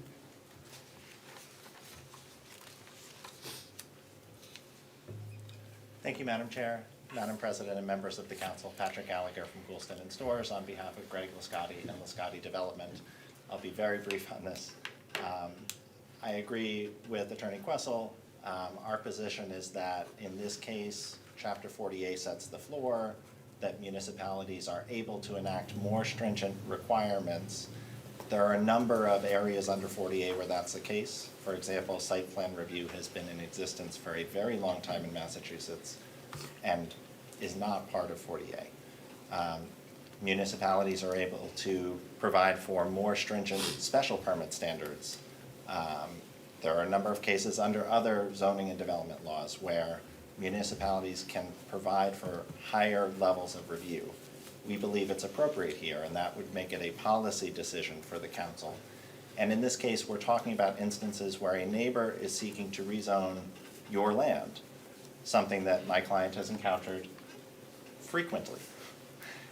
And we believe that it is a fair policy decision for the council to make, to say, we're going to require a higher standard, a higher bar in those cases when someone is trying to rezone your land to enable you to protect yourself and have a voice in that process. Thank you. Thank you, Attorney Gallagher. Is there any other members from the audience who would like to address 68-26? For a third and final time, are there any members of the audience that would like to address 68-26? Okay, seeing none, I will, oh, Council President. I'm just gonna add, and this isn't even in direct relationship to this, but I'm a real fan of home rule petition. I think that's how Massachusetts government was made. It's being taken away little by little by little.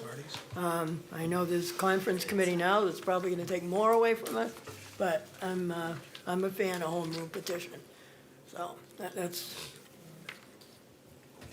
Okay, any other members of the council? Any questions, anything else? Seeing none, Madam President, I would ask that 68-26, the public hearing, be closed. Councilor O'Meara. I agree. Okay, you have a unanimous decision for the committee. Thank you.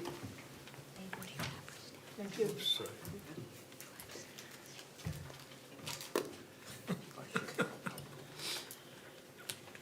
We are now going to hold a public forum. Public forum is an opportunity for any member of the audience to speak on any matter specifically listed on the council agenda. Speakers will be asked to come to the microphone, state the formal name and address, along with identifying the specific item they wish to address. Each speaker is respectfully asked to keep their comments within a 2-minute time frame.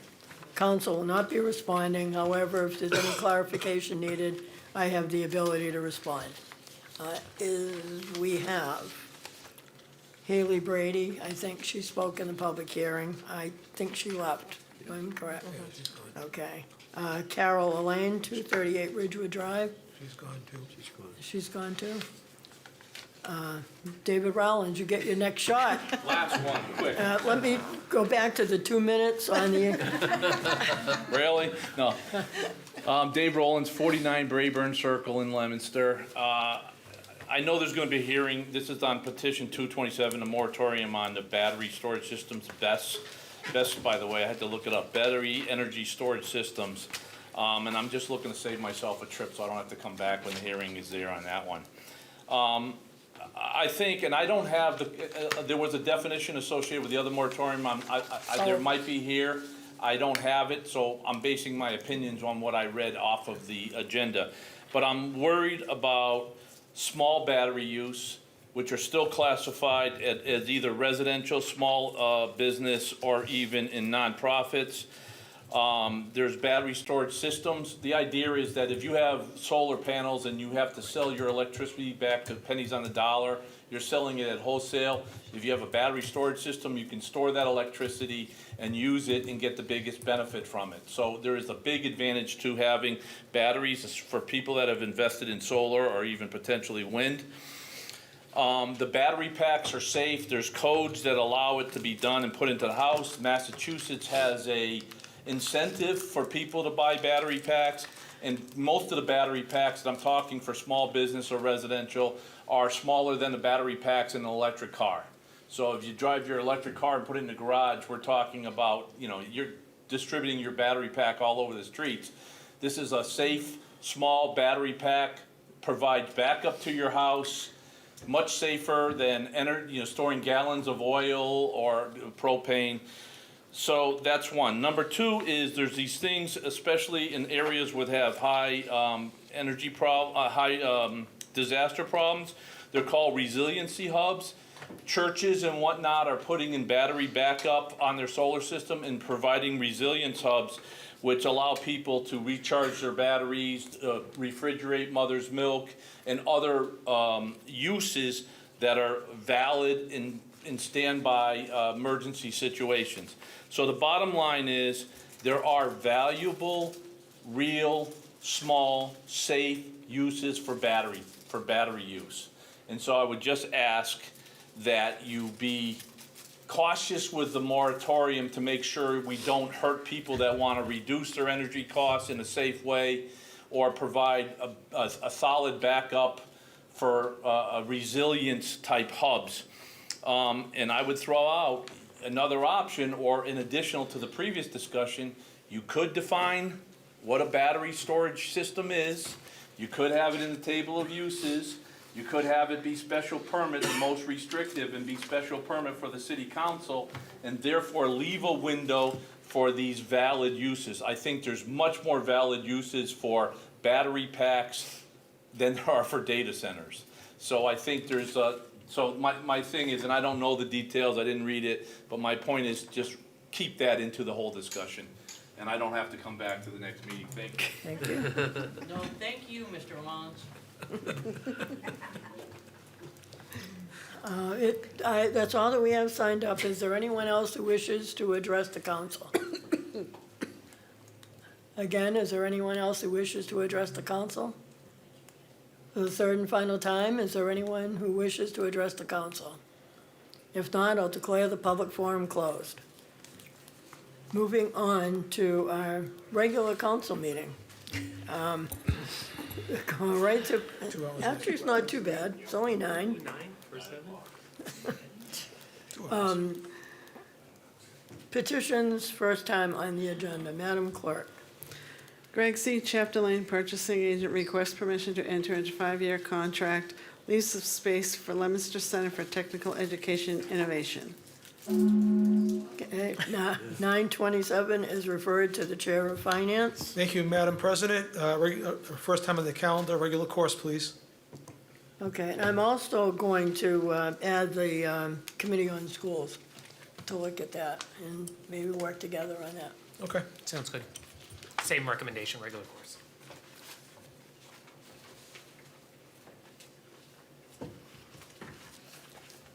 Okay, 1027. Massachusetts Electric Company, doing business as National Grid and Verizon New England Incorporated, requests permission to locate poles, wires, and fixtures, including the necessary sustaining and protecting fixtures along and across the following public way. Pleasant Street, National Grid to relocate one jointly owned pole on Pleasant Street beginning at a point approximately 50 feet south of the center line of the intersection of Lisa Drive and continuing approximately 10 feet in a southerly direction. National Grid is relocating pole 71 approximately 30 feet north in order to remove an existing guy tree. Location approximately shown on the plan attached. Wherefore it prays that after due notice and hearings as provided by law, it be granted location for and permission to erect and maintain poles and wires, together with such sustaining and protecting fixtures as it may find necessary. Said poles to be erected substantially in accordance with the plan filed herewithin marked Pleasant Street, Leominster, Massachusetts, number 311-99528, July 13th, 2026. Also for permission to lay and maintain laterals, cables, and wires in the above or intersecting public ways for the purpose of making connections with such poles and buildings as such of said petitioners may desire for distributing purposes. Okay, 1027 is referred to the Chair of Public Service. Thank you, Madam President. First time on the agenda, regular course with referrals to the DPW, the Leominster Police Department, and we need to schedule a public hearing. Madam President, I'll be abstaining from this. It does involve my employer.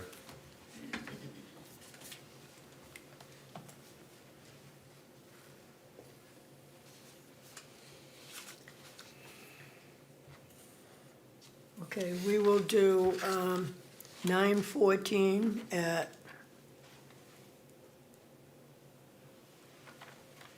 5:55.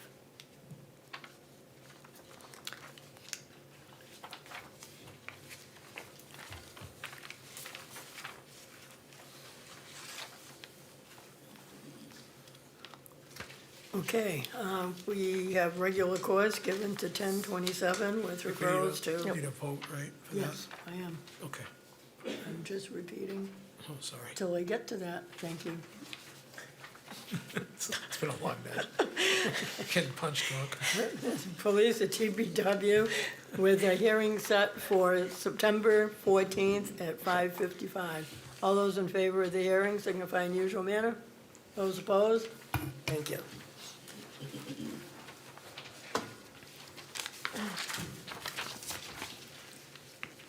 Moving on to 1127. Luke Bolak, Code Enforcement Officer, requests to amend Section 8.21 of the Leominster City ordinance titled Fees for Inspections and Permits by editing fees for inspections and add new schedule of fees and add new language. Okay, 1127 is referred to the Chair of Legal Affairs. Thank you, Madam President.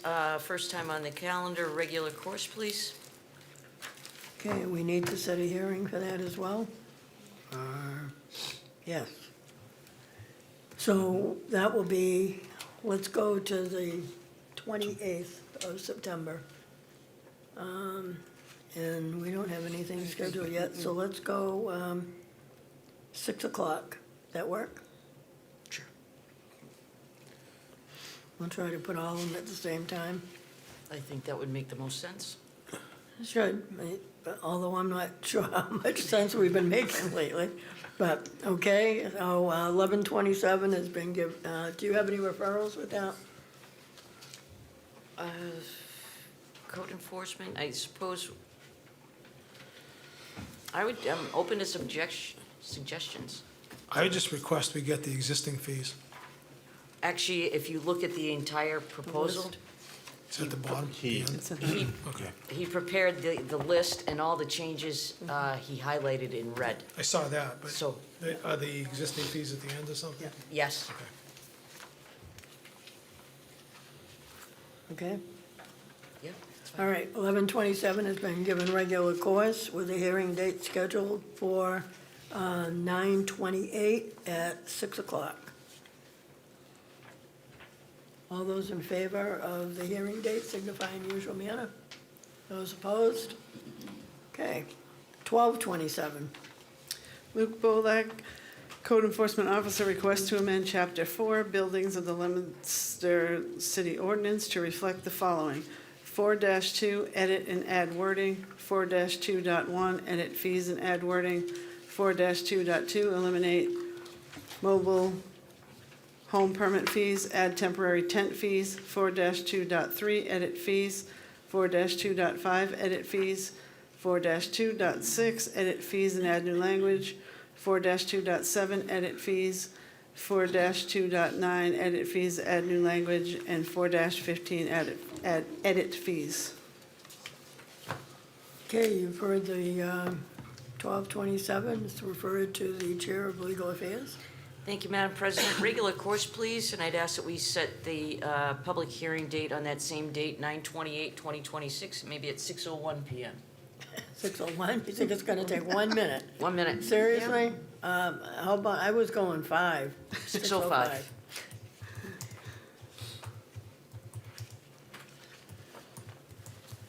Do you think we should be referring these to the building inspector?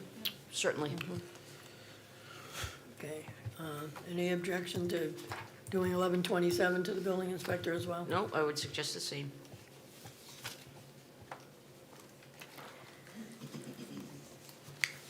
Okay, you've heard the recommendation on 1227 for regular course on 928 with a referral to the building inspector with a hearing set for 6:05 on 928.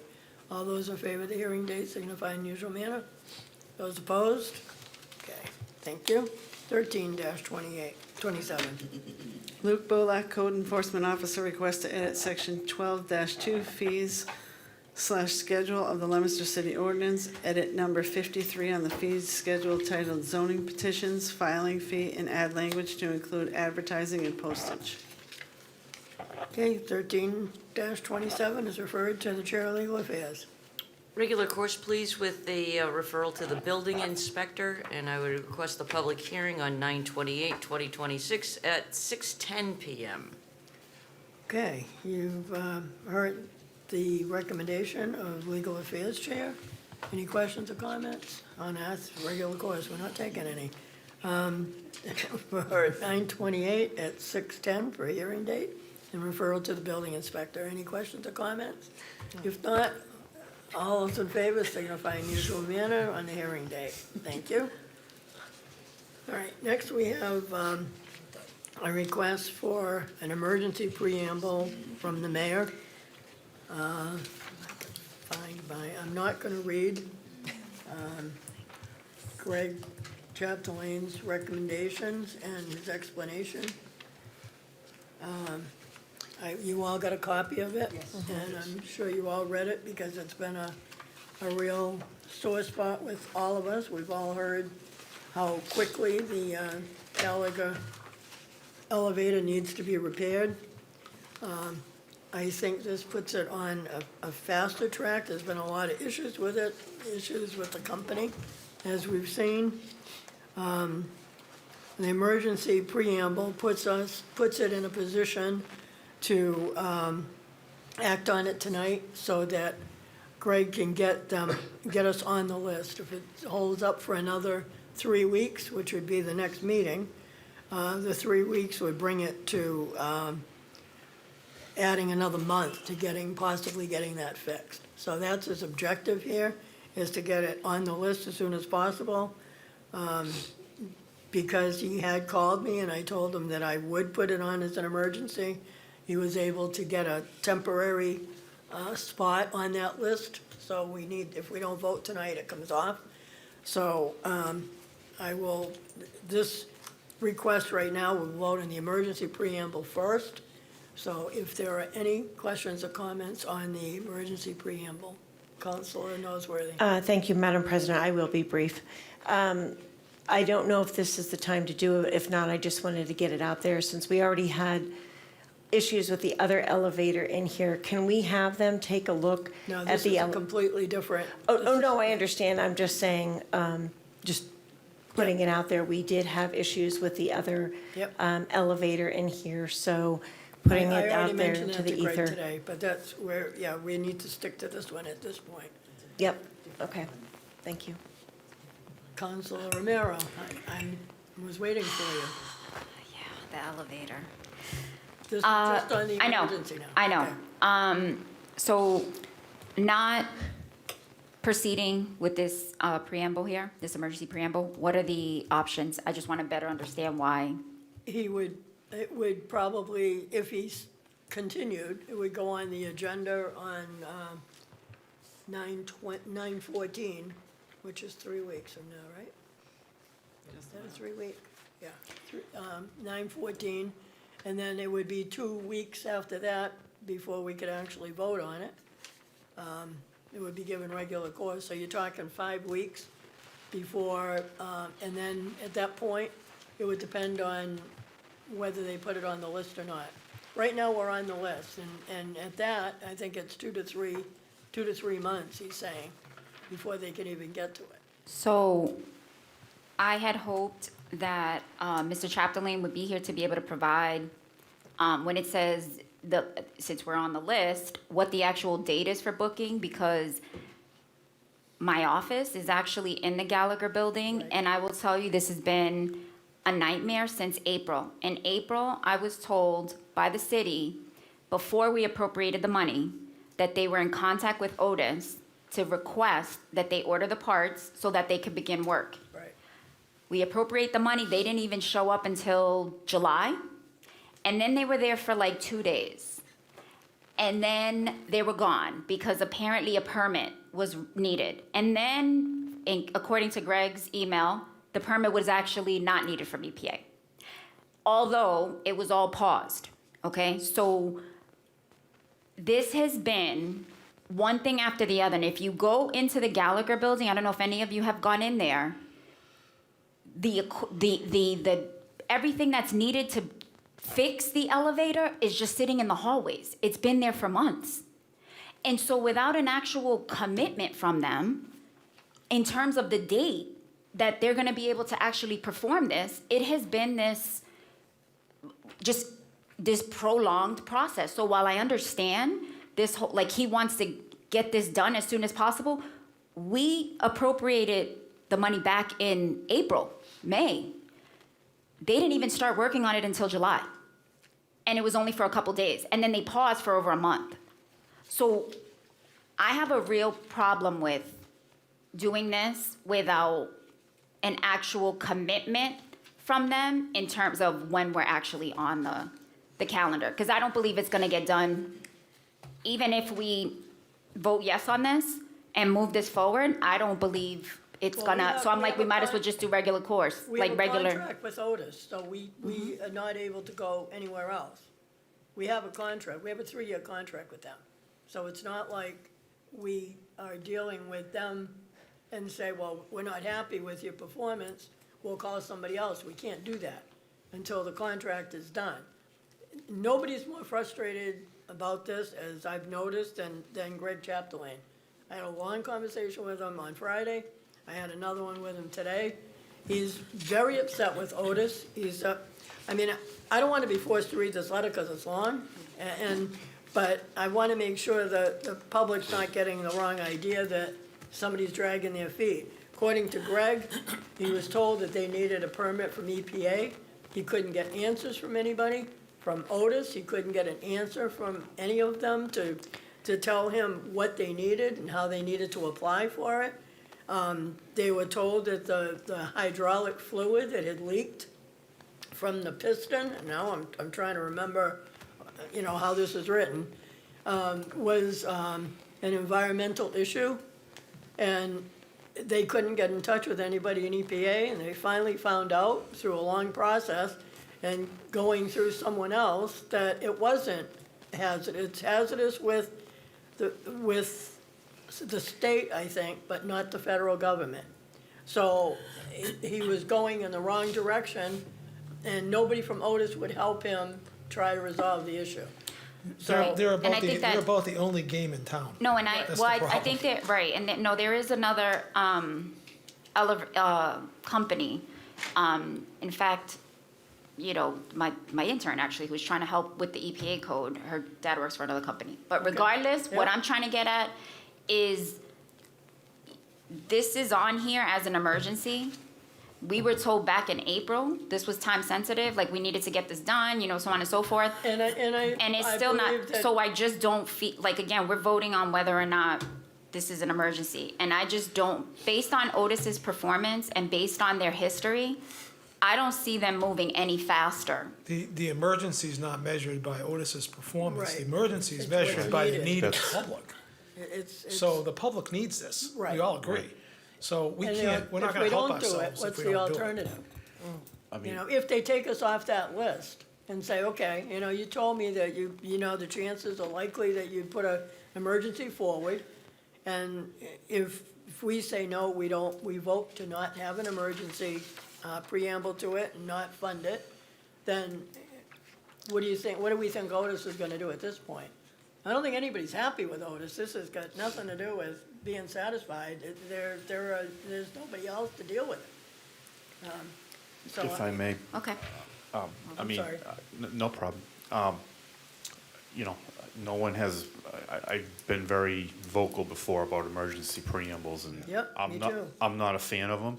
Yep. But I'll tell you, if anything has ever come down as an emergency that we need to get moving on, that affects as the charter says, the peace, health, and safety of the city, Yep. this is it. And trust me, I completely understand the Ward 1 councilor's frustration and the whole idea that, yes, we could push this forward as an emergency, and in a month it's still not done. But we have no control over that. But I'm not gonna hold this up. It's not gonna be on us and to not accept it as an emergency isn't gonna send any kind of a message. It's just gonna delay it, and the fingers will be pointed at us. So We're all aware I of it. am We're all ready getting- to accept it as an emergency. Happily. We're all aware of it, and we all understand the frustration that we're feeling. I can't even imagine yours working in the building. I mean, that's, and knowing your clients can't get to you. I fully Exactly. understand that. I'm not Disabled making veterans excuses. and elders I- and people, I- and like months not being I know. able to access the services that they need in our building. Because, even employees struggling because of this. And the So- school department is Exactly, there very with, frustrated. people that are struggling and special needs children to get up there to register. I understand it. I don't know that we have an alternative. I guess that's the whole point here. So I did commit to putting it on as an emergency, and I still believe that's the best we can do for our part at this point. Any other questions or comments? Okay, this will be a roll call, beginning with Counselor Clement. Do I need a motion in a second? I'll motion to Second. move the Second. question on the preamble. All right, we have a motion and a second. Counselor Cormier? Yay. Counselor Pauline Cormier? Yay. Counselor Odinger? Yay. Counselor Noseworthy? Yay. Counselor Romero? Yay. Counselor Shalfo Zephyr? Yay. Counselor Robbins? Yay. Counselor Bedanza? Yay. And I will be recorded as yay. Unanimous. Counselor Romero, you're yay, right? Okay, so it's unanimous. Now we will go to the chair of, go ahead, Madam Clerk. Dean J. Mazzarella, Mayor, respectfully requests an appropriation of up to $110,000 to be made from the Gallagher Building Fund. Okay, as we've already delved into this evening, this money is necessary to repair the elevator pit and the damage to the piston. Obviously, it's an emergency, we just voted on that. It would be my position to grant C-7. I ask you to check with members of my committee, Madam President. Okay, Counselor Shalfo Zephyr? I agree. Okay, and Counselor Odinger? I agree. Okay, you have unanimous recommendation from the Finance Committee. Any other questions or comments? If not, let's do this by roll call again, just to be sure. Counselor Cormier? Yay. Counselor Cormier? Yay. Counselor Odinger? Yay. Counselor Noseworthy? Yay. Counselor Romero? Yay. Counselor Shalfo Zephyr? Yay. Counselor Robbins? Yay. Counselor Bedanza? Yay. And I'll be recorded as yay. All right. Thank you, everyone. C-07 is granted. C-. We need an order. We need an order, I'm Yeah, sorry. That's okay. Do you have an order? I do. You do. Ordered that the sum of $110,000 be transferred to the Gallagher elevator, same to be appropriated from the Gallagher Building Fund. Move for the adoption of the order. Okay, you've heard the recommendation of the chair. Any questions or comments?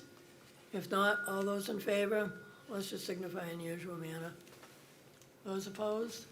Is this the one we want? By a vote of 9-0, the order has been granted. C-08. Dean J. Mazzarella, Mayor, respectfully requests an appropriation of $153.35 be made to the Health Department expense line, the same to be transferred from the stabilization fund. Okay, C-08 is referred to the Chair of Finance. Thank you, Madam President. First time on the agenda, regular course. I do believe this sets the record for me as Finance Chair, the smallest appropriation ever. I feel like paying it That's not a myself. complaint, is it? Okay. All right. So you're recommending regular course? Yes. Yep. Okay. No referrals on that No. big amount? Okay. C-08 has been given regular course. C-09. Dean J. Mazzarella, Mayor, request, an appropriation of $3,500 be made to the forestry overtime account, the same to be transferred from the stabilization account. Again, first time on the calendar, regular course. We are getting up there now to the Okay. big numbers. So, C-09 has been given regular course. All right, before we go to some of these others, let's go to the Chair of Public Service to deal with the Mass Electric. I mean, that poor gentleman's been sitting here all night. Not that he probably hasn't been enjoying it, but just to let him get out of here.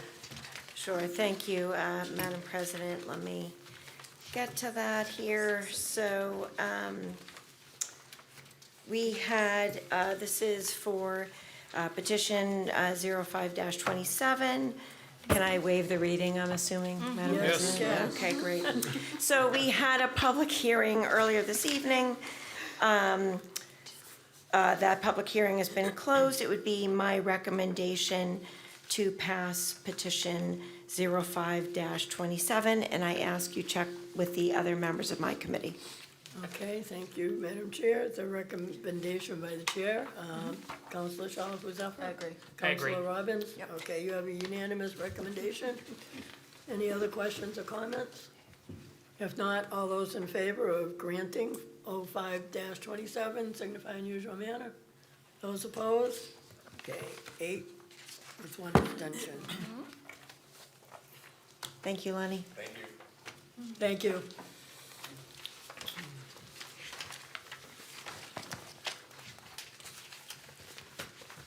Okay, so we're going right to city property. Is the chair ready to report? Oh, actually, Finance a report. finance report. Yeah. I'm ready, Madam President. Stabilization fund. You Began to- used that $153, right? Well, no, we got $3,653 actually with the other one. Yep. So $25,696,845. We began the fiscal year, added interest of $38,814. We have before us, if passed, $3,653 of appropriations, leaving a resulting balance of $25,732, $732,005.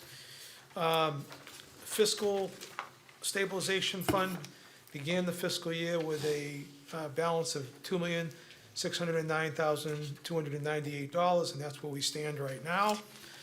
Opioid stabilization fund began the fiscal year with $512,044. The only appropriation was for the clinician, $76,768, leaving a resulting balance of $435,276. And that is the financial report. Okay, And I Maria? apologize to the Ward One counselor, because once again, I defalcated on not getting you some information from the mayor's office about how we're gonna spend the rest of that money. But I promise I will for the next time. Thank you. That was my question. so I'll you post a just bond answered if it I already. need to. Okay, we'll hold you to that. Okay. All right, moving on to city property now. Is the chair ready to report? Madam President, I need to Yeah. abstain from this. Oh, okay, thank you. C5, Dean J. Mazzarella, Mayor, requests authorization to accept the donation of the attached deed for parcels of land from the estate of Peter Angelini to be dedicated and maintained as permanent conservation land for the city of Leominster. The acceptance is currently before the Conservation Commission as well. This land encompasses parcel 1, lot 5, parcel 2, lot 6 on Roche Ave in Leominster. By accepting this deed, the city will permanently protect additional natural resources, preserve wildlife habitats, and expand our open space inventory. I did not receive anything from the Conservation Commission. I don't believe, I'm not sure if we received a documentation from the Conservation Commission. I know it was referred I there. don't know if they've met yet. That's what was just my question. I Oh, don't I know if see. they, for some reason I thought they were meeting tomorrow night. I don't know why. Oh, okay. I didn't have a date. Given that, I will ask for further time on this and ask that you please check with members of my committee as well. Okay, yeah, just so you know, I don't believe we have to have a recommendation from conservation, right? You do not. No, just planning, we would need a confirmation. I mean, if you're comfortable enough to do something with it, you can, that's all I'm pointing out. Okay. If you want to wait, you can also request further time, but if you wanted to grant it, you don't have to wait for conservation. I have not had an opportunity to meet, we'll have a subcommittee meeting with my Okay. fellow members, and so I would like to, again, request a further time, and then also just, hopefully, the Conservation Commission will actually just have something additionally that they can provide. And just to confirm, this was not referred to the planning board, right? Is that correct? We didn't need anything? No, nothing it's to just, do with them. yeah, that's what I thought. Okay, I just wanted to confirm. So again, I just asked for further time. We can have a conversation, a subcommittee meeting with members of my committee. And again, I just ask that you check with them. Okay, my secretary to my right here, Attorney Questle, just looked it up and it's on the agenda for tomorrow night on conservation, so. Great, so we should have that, okay. Counselor Shalfo? Yeah, thank you very much. Through the chair to the city clerk, I had asked for maps for this particular petition and then the other one as well. Correct, I We did got send them. them. We got them. We I saw them. got them. Okay. I was looking for a printed copy. I didn't. Yeah. Did you get a printed copy, Dave? I thought I did. Yeah. I saw it. I got it in an I did email. not. Or I just get them an email. On both of those I can't remember petitions. where, I know I seen them. I can't remember if it was just an email Well, or. I might have printed mine out. I think. I didn't print Could mine. you, okay, so for the next meeting, would you be able to provide printed maps? Thank you. Absolutely. Thank you. Thank you. Okay, you've heard the chair's recommendation. See who else is with you here? Me, Madam President. Do you want us to Yes. Counselor Noseworthy, the clerk, yeah. Yes, I agree. My mind's getting foggy. And Counselor Cormier. All right, so. I agree, yeah. I'll make it Okay. unanimous. So, it's unanimous decision for further time. Great. All right, Thank you. any other questions or comments from anyone? If not, all those in favor signify in usual manner. Those opposed? 8-0 for further time. Thank you. Nothing for Ways and Means, fortunately, David. Yep. Now we'll go right to Legal Affairs. C-06, Dean J. Mazzarella, Mayor, requests the city grant the order of taking for the flood-related project at the corner of Pleasant and Colburn Streets. See order of taking as attached. We spoke with John Roseberry tonight from the DPW. They're anxious to get this moving and on its way, so it would be my recommendation to grant C-06, and I'd ask you to check with members of my committee. Okay, Counselor Cormier? I agree. Counselor Romero? I agree. Okay, you have a unanimous recommendation from your committee? Yes. Any questions or comments? No. I think we're all happy to see this move forward. Yeah. All those in favor signify in usual manner. Those opposed? Okay, by vote of 9-0. 1-27. 1-27, Captain John Frere, Leominster Police Department, requests that Chapter 13, Article 1, Section 13-7 of the revised ordinances of the City of Leominster be amended to designate School Street as a one-way street for northbound traffic only between West Street and Merriam Ave. We have this scheduled for a public hearing on September 14th, 2026 at 5:45. So I'd be requesting further time to that public hearing date. Okay, you've heard the chair's recommendation. Counselor Cormier, you okay with I'm good further with that. time? Counselor Romero? Yep. Okay, you have a unanimous recommendation. Any other questions or comments? If not, all those in favor of further time signify in usual manner. Those opposed? 127 is granted further time. 2-27. 2-27, Claire Frieda, Councilor at Large, requests that the City Council adopt a temporary moratorium on battery storage systems, BESS, B-E-S-S. The moratorium will be in effect starting upon adoption by the Leominster City Council, and it will be in place until July 31st of 2027. Again, I'm going to request further time. We have a public hearing scheduled for this on September 14th at 6:15 p.m. Okay, you've heard the chair's recommendation. Counselor Cormier, you agree? I agree. Counselor Romero? I just would like clarification. Do we have a date of when it's going before the planning board? I know they had to reschedule. They didn't have a number of. It will be after the, I think it's the 21st. The 21st? 21st. Okay, thank you. And I also agree with further time. Okay, you have a unanimous recommendation for further time. Any other questions or comments? If not, all those in favor of further time signify in the usual manner. Those opposed? Okay, moving on to 3-27. 3-27, Claire Frieda, Councilor at Large, requests that the City Council enact a temporary moratorium on the application to build new data centers. The moratorium will be in effect starting upon adoption by the Leominster City Council. The moratorium will be in effect and in place until July 31st, 2027. Again, I'm going to request further time on this. We have a public hearing scheduled for September 14th at 6:30. and I'd ask you to check with members of my committee. Okay, Councilor Cormier, I agree. Councilor Romero, Sorry, I agree. I just want to also confirm this schedule for the same date before the planning board as well? Okay, very good. Thank you. okay, you've heard the recommendation, unanimous decision. Any other questions or comments? If not, all those in favor signify usual manner. Those opposed? Case 3-27 has been given further time. 64-26. 64-26, Donna Millet of 58 Sky Lane, Leominster, respectfully requests to modify Section 22-4 definitions of the Leominster zoning ordinance by adding the following definition of data center. We had a very interesting and long meeting with that and public hearing on that today. It would be my position, Madam President, to allow this petition leave to withdraw without prejudice, and I would ask you to check with members of my committee.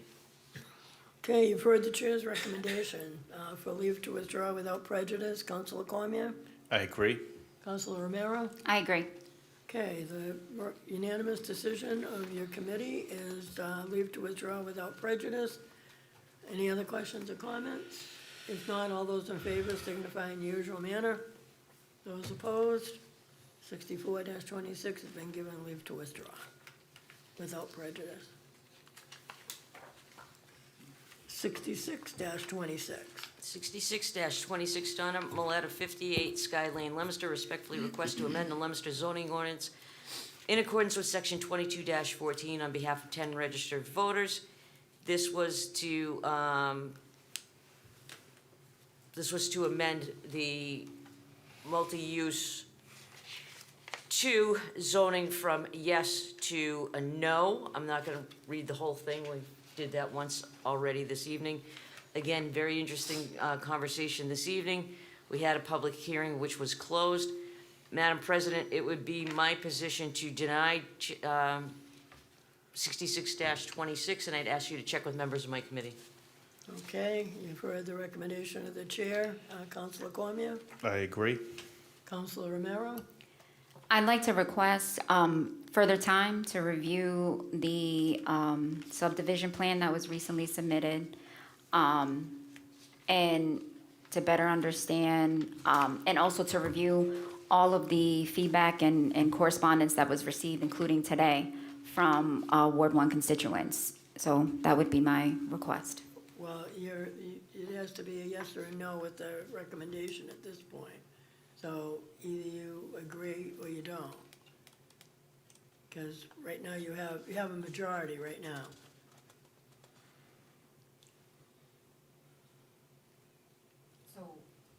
So requesting from the chair further time, you're saying is not a possibility? I'm not in the position to request further time. Okay, so you're making the right, okay. Well, as I said, I don't have enough information, so at this point, I'll have to vote yes on this without additional information. So you're voting no? Well, yes. Yeah, yes, yeah, okay. The motion's to deny. Right. The motion is to deny. 2-1. Okay. All right, so you've heard the recommendation. The majority of the Legal Affairs Committee is to deny. We'll do this by roll call. We have Counselor? any discussion? Any discussion, I'm sorry. More? You want more discussion? Well, we have to certainly I know. leave it Yes, open to that. Thank you for reminding me, thank you. Any discussion without hearing any? Councilor Cormier? So a yay means no. The yay is to deny, right? Correct. Correct. Okay, Yeah. yay. Yay. Yay. Nay. Councilor Romero? Nay. Councilor Shalfo-Zephyr? Nay. Councilor Robbins? Nay. What was that, nay? Nay. Councilor Bedanza? Yay. Okay, and I'll be recorded yay as well, so. 5 to 1, 2, 4. 3, 4, 5. Yeah, Five. 5 to 4.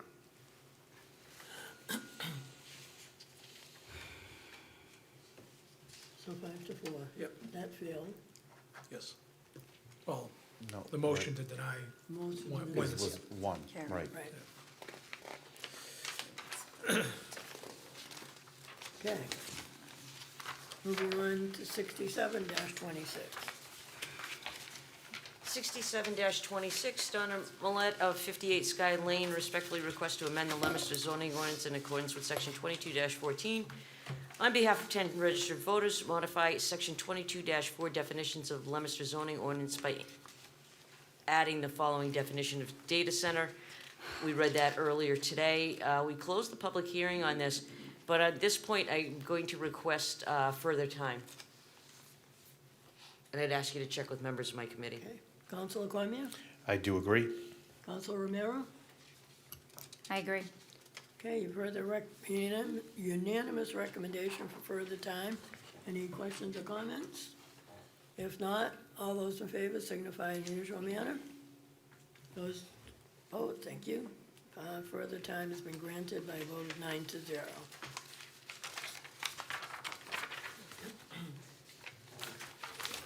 Moving on to 8-27, 68-26. 68, I'm sorry. That's okay. 68-26, Donna Millette of 58 Sky Lane, Leominster respectfully requests to amend the Leominster zoning ordinance in accordance with section 22-14 on behalf of 10 registered voters as follows: to modify the Leominster zoning ordinance with the precedents established in Mass General Law 40A, section 5 as follows, and that was read into the record earlier today. We did have a public hearing on this. That matter was closed. We did, Attorney Questle was very helpful with us to give us a little guidance on this. Madam President, it would be my position to deny 68-26, and I'd ask you to check with members of my committee. Okay, Councilor Cormier? I agree. Okay, Councilor Romero? Goodness gracious me, sorry, it's late. Ooh. I do not agree. I am not voting in approval of this. Okay. So you have a unanimous recommendation from your committee. No, 2-1. no, 2-1. 2-1. Oh, Yeah. Majority. yeah, that's, yeah, I'm sorry. Majority recommendation is to deny petition 68-26. Okay. We do this by roll call again as well. Councilor Cormier? Yay? Well, first of all, let me ask if there's any other questions or comments. All right. I just want to, thank you, Council President Frida, but I would just like to clarify and explaining my vote in this particular case where I believe that, if the state already has an ordinance, that really we should be aligning ourselves with their regulations, and so that is why I'm in favor of it. I just don't, the justification that Leominster goes kind of above and beyond for housing is just not enough for me to support keeping the current system. So I just wanted to explain my vote. Councilor Danza? Thank you, Madam President. I am a believer that whatever we can hold on to for home rule control, we should. And over the last few years, there's been such an erosion of local zoning control that it's frightening. So this is a particular situation where I think we can, at least arguably for the foreseeable future, hold on to this. It proved potentially valuable to neighborhood groups as well, not just developers. So my position is I think we should maintain our protest mechanism. Okay, Councilor Cormier, will you take the chair for a moment? Certainly. Councilor Frida. No, I just, for years, I've been a real supporter of home rule petition. I mean, we argue on it on the state level that what's good for Boston isn't necessarily good for Leominster, and what's good for a small town isn't necessarily good for us. So I think that autonomy of having home rule petition, and we are losing it little by little, being mandated to do this and mandated to do that. So I'm strongly in support of home rule petition, so. All right, you have to do the rest of it. Okay, any other comments? Okay, seeing none, this is going to be, so we have a 2-to-1 recommendation, a majority recommendation to deny ordinance 68-26. This will be done by roll call. Counselor Arndinger? Yay. Counselor Noseworthy? Nay. Counselor Romero? Nay. Counselor Shalfo Zephyr? Yay. Counselor Robbins? Yay. Counselor Bedanza? Yay. Counselor Frida? Yay. And Counselor Cormier. Yay. So by a vote of, was that? 7-2? 7-2. 68-26 has been denied. And I'm sending it back to you, Madam President. Okay. Now I think we're going to 8:27? Yep. That's correct, yes. Yes. Yes, thank you. What Thank you, about Madam five? President. We did 5:27. We did that one. Shadow. Yeah. Oh, yeah, that's right. You were in the audience. Just because you weren't in the room. We do stuff when you're not. Physically got up and moved. Thank you, Madam President. So petition 08-27, we have a public hearing scheduled for Monday, September 14th at 6 PM. And for that reason, I would request further time, and I ask that you check with members of my committee. Okay, Councilor Shalfo? I agree. Councilor Robbins? I agree. Okay, you have a unanimous recommendation from your committee. And I'll be Any questions or abstaining. comments? I'll be abstaining, Madam And President. Councilor Cormier is abstaining.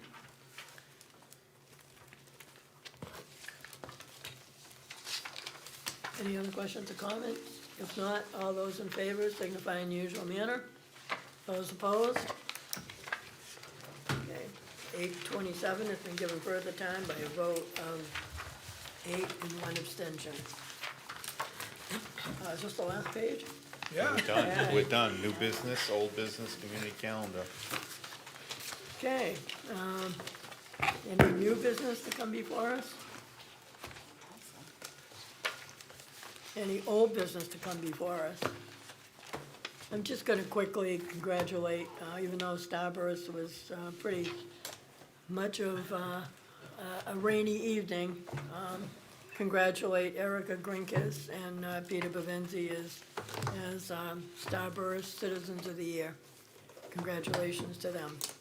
Okay, and Councilor Shalfo Zephyr, do I have a motion from you? Second. I have a community calendar.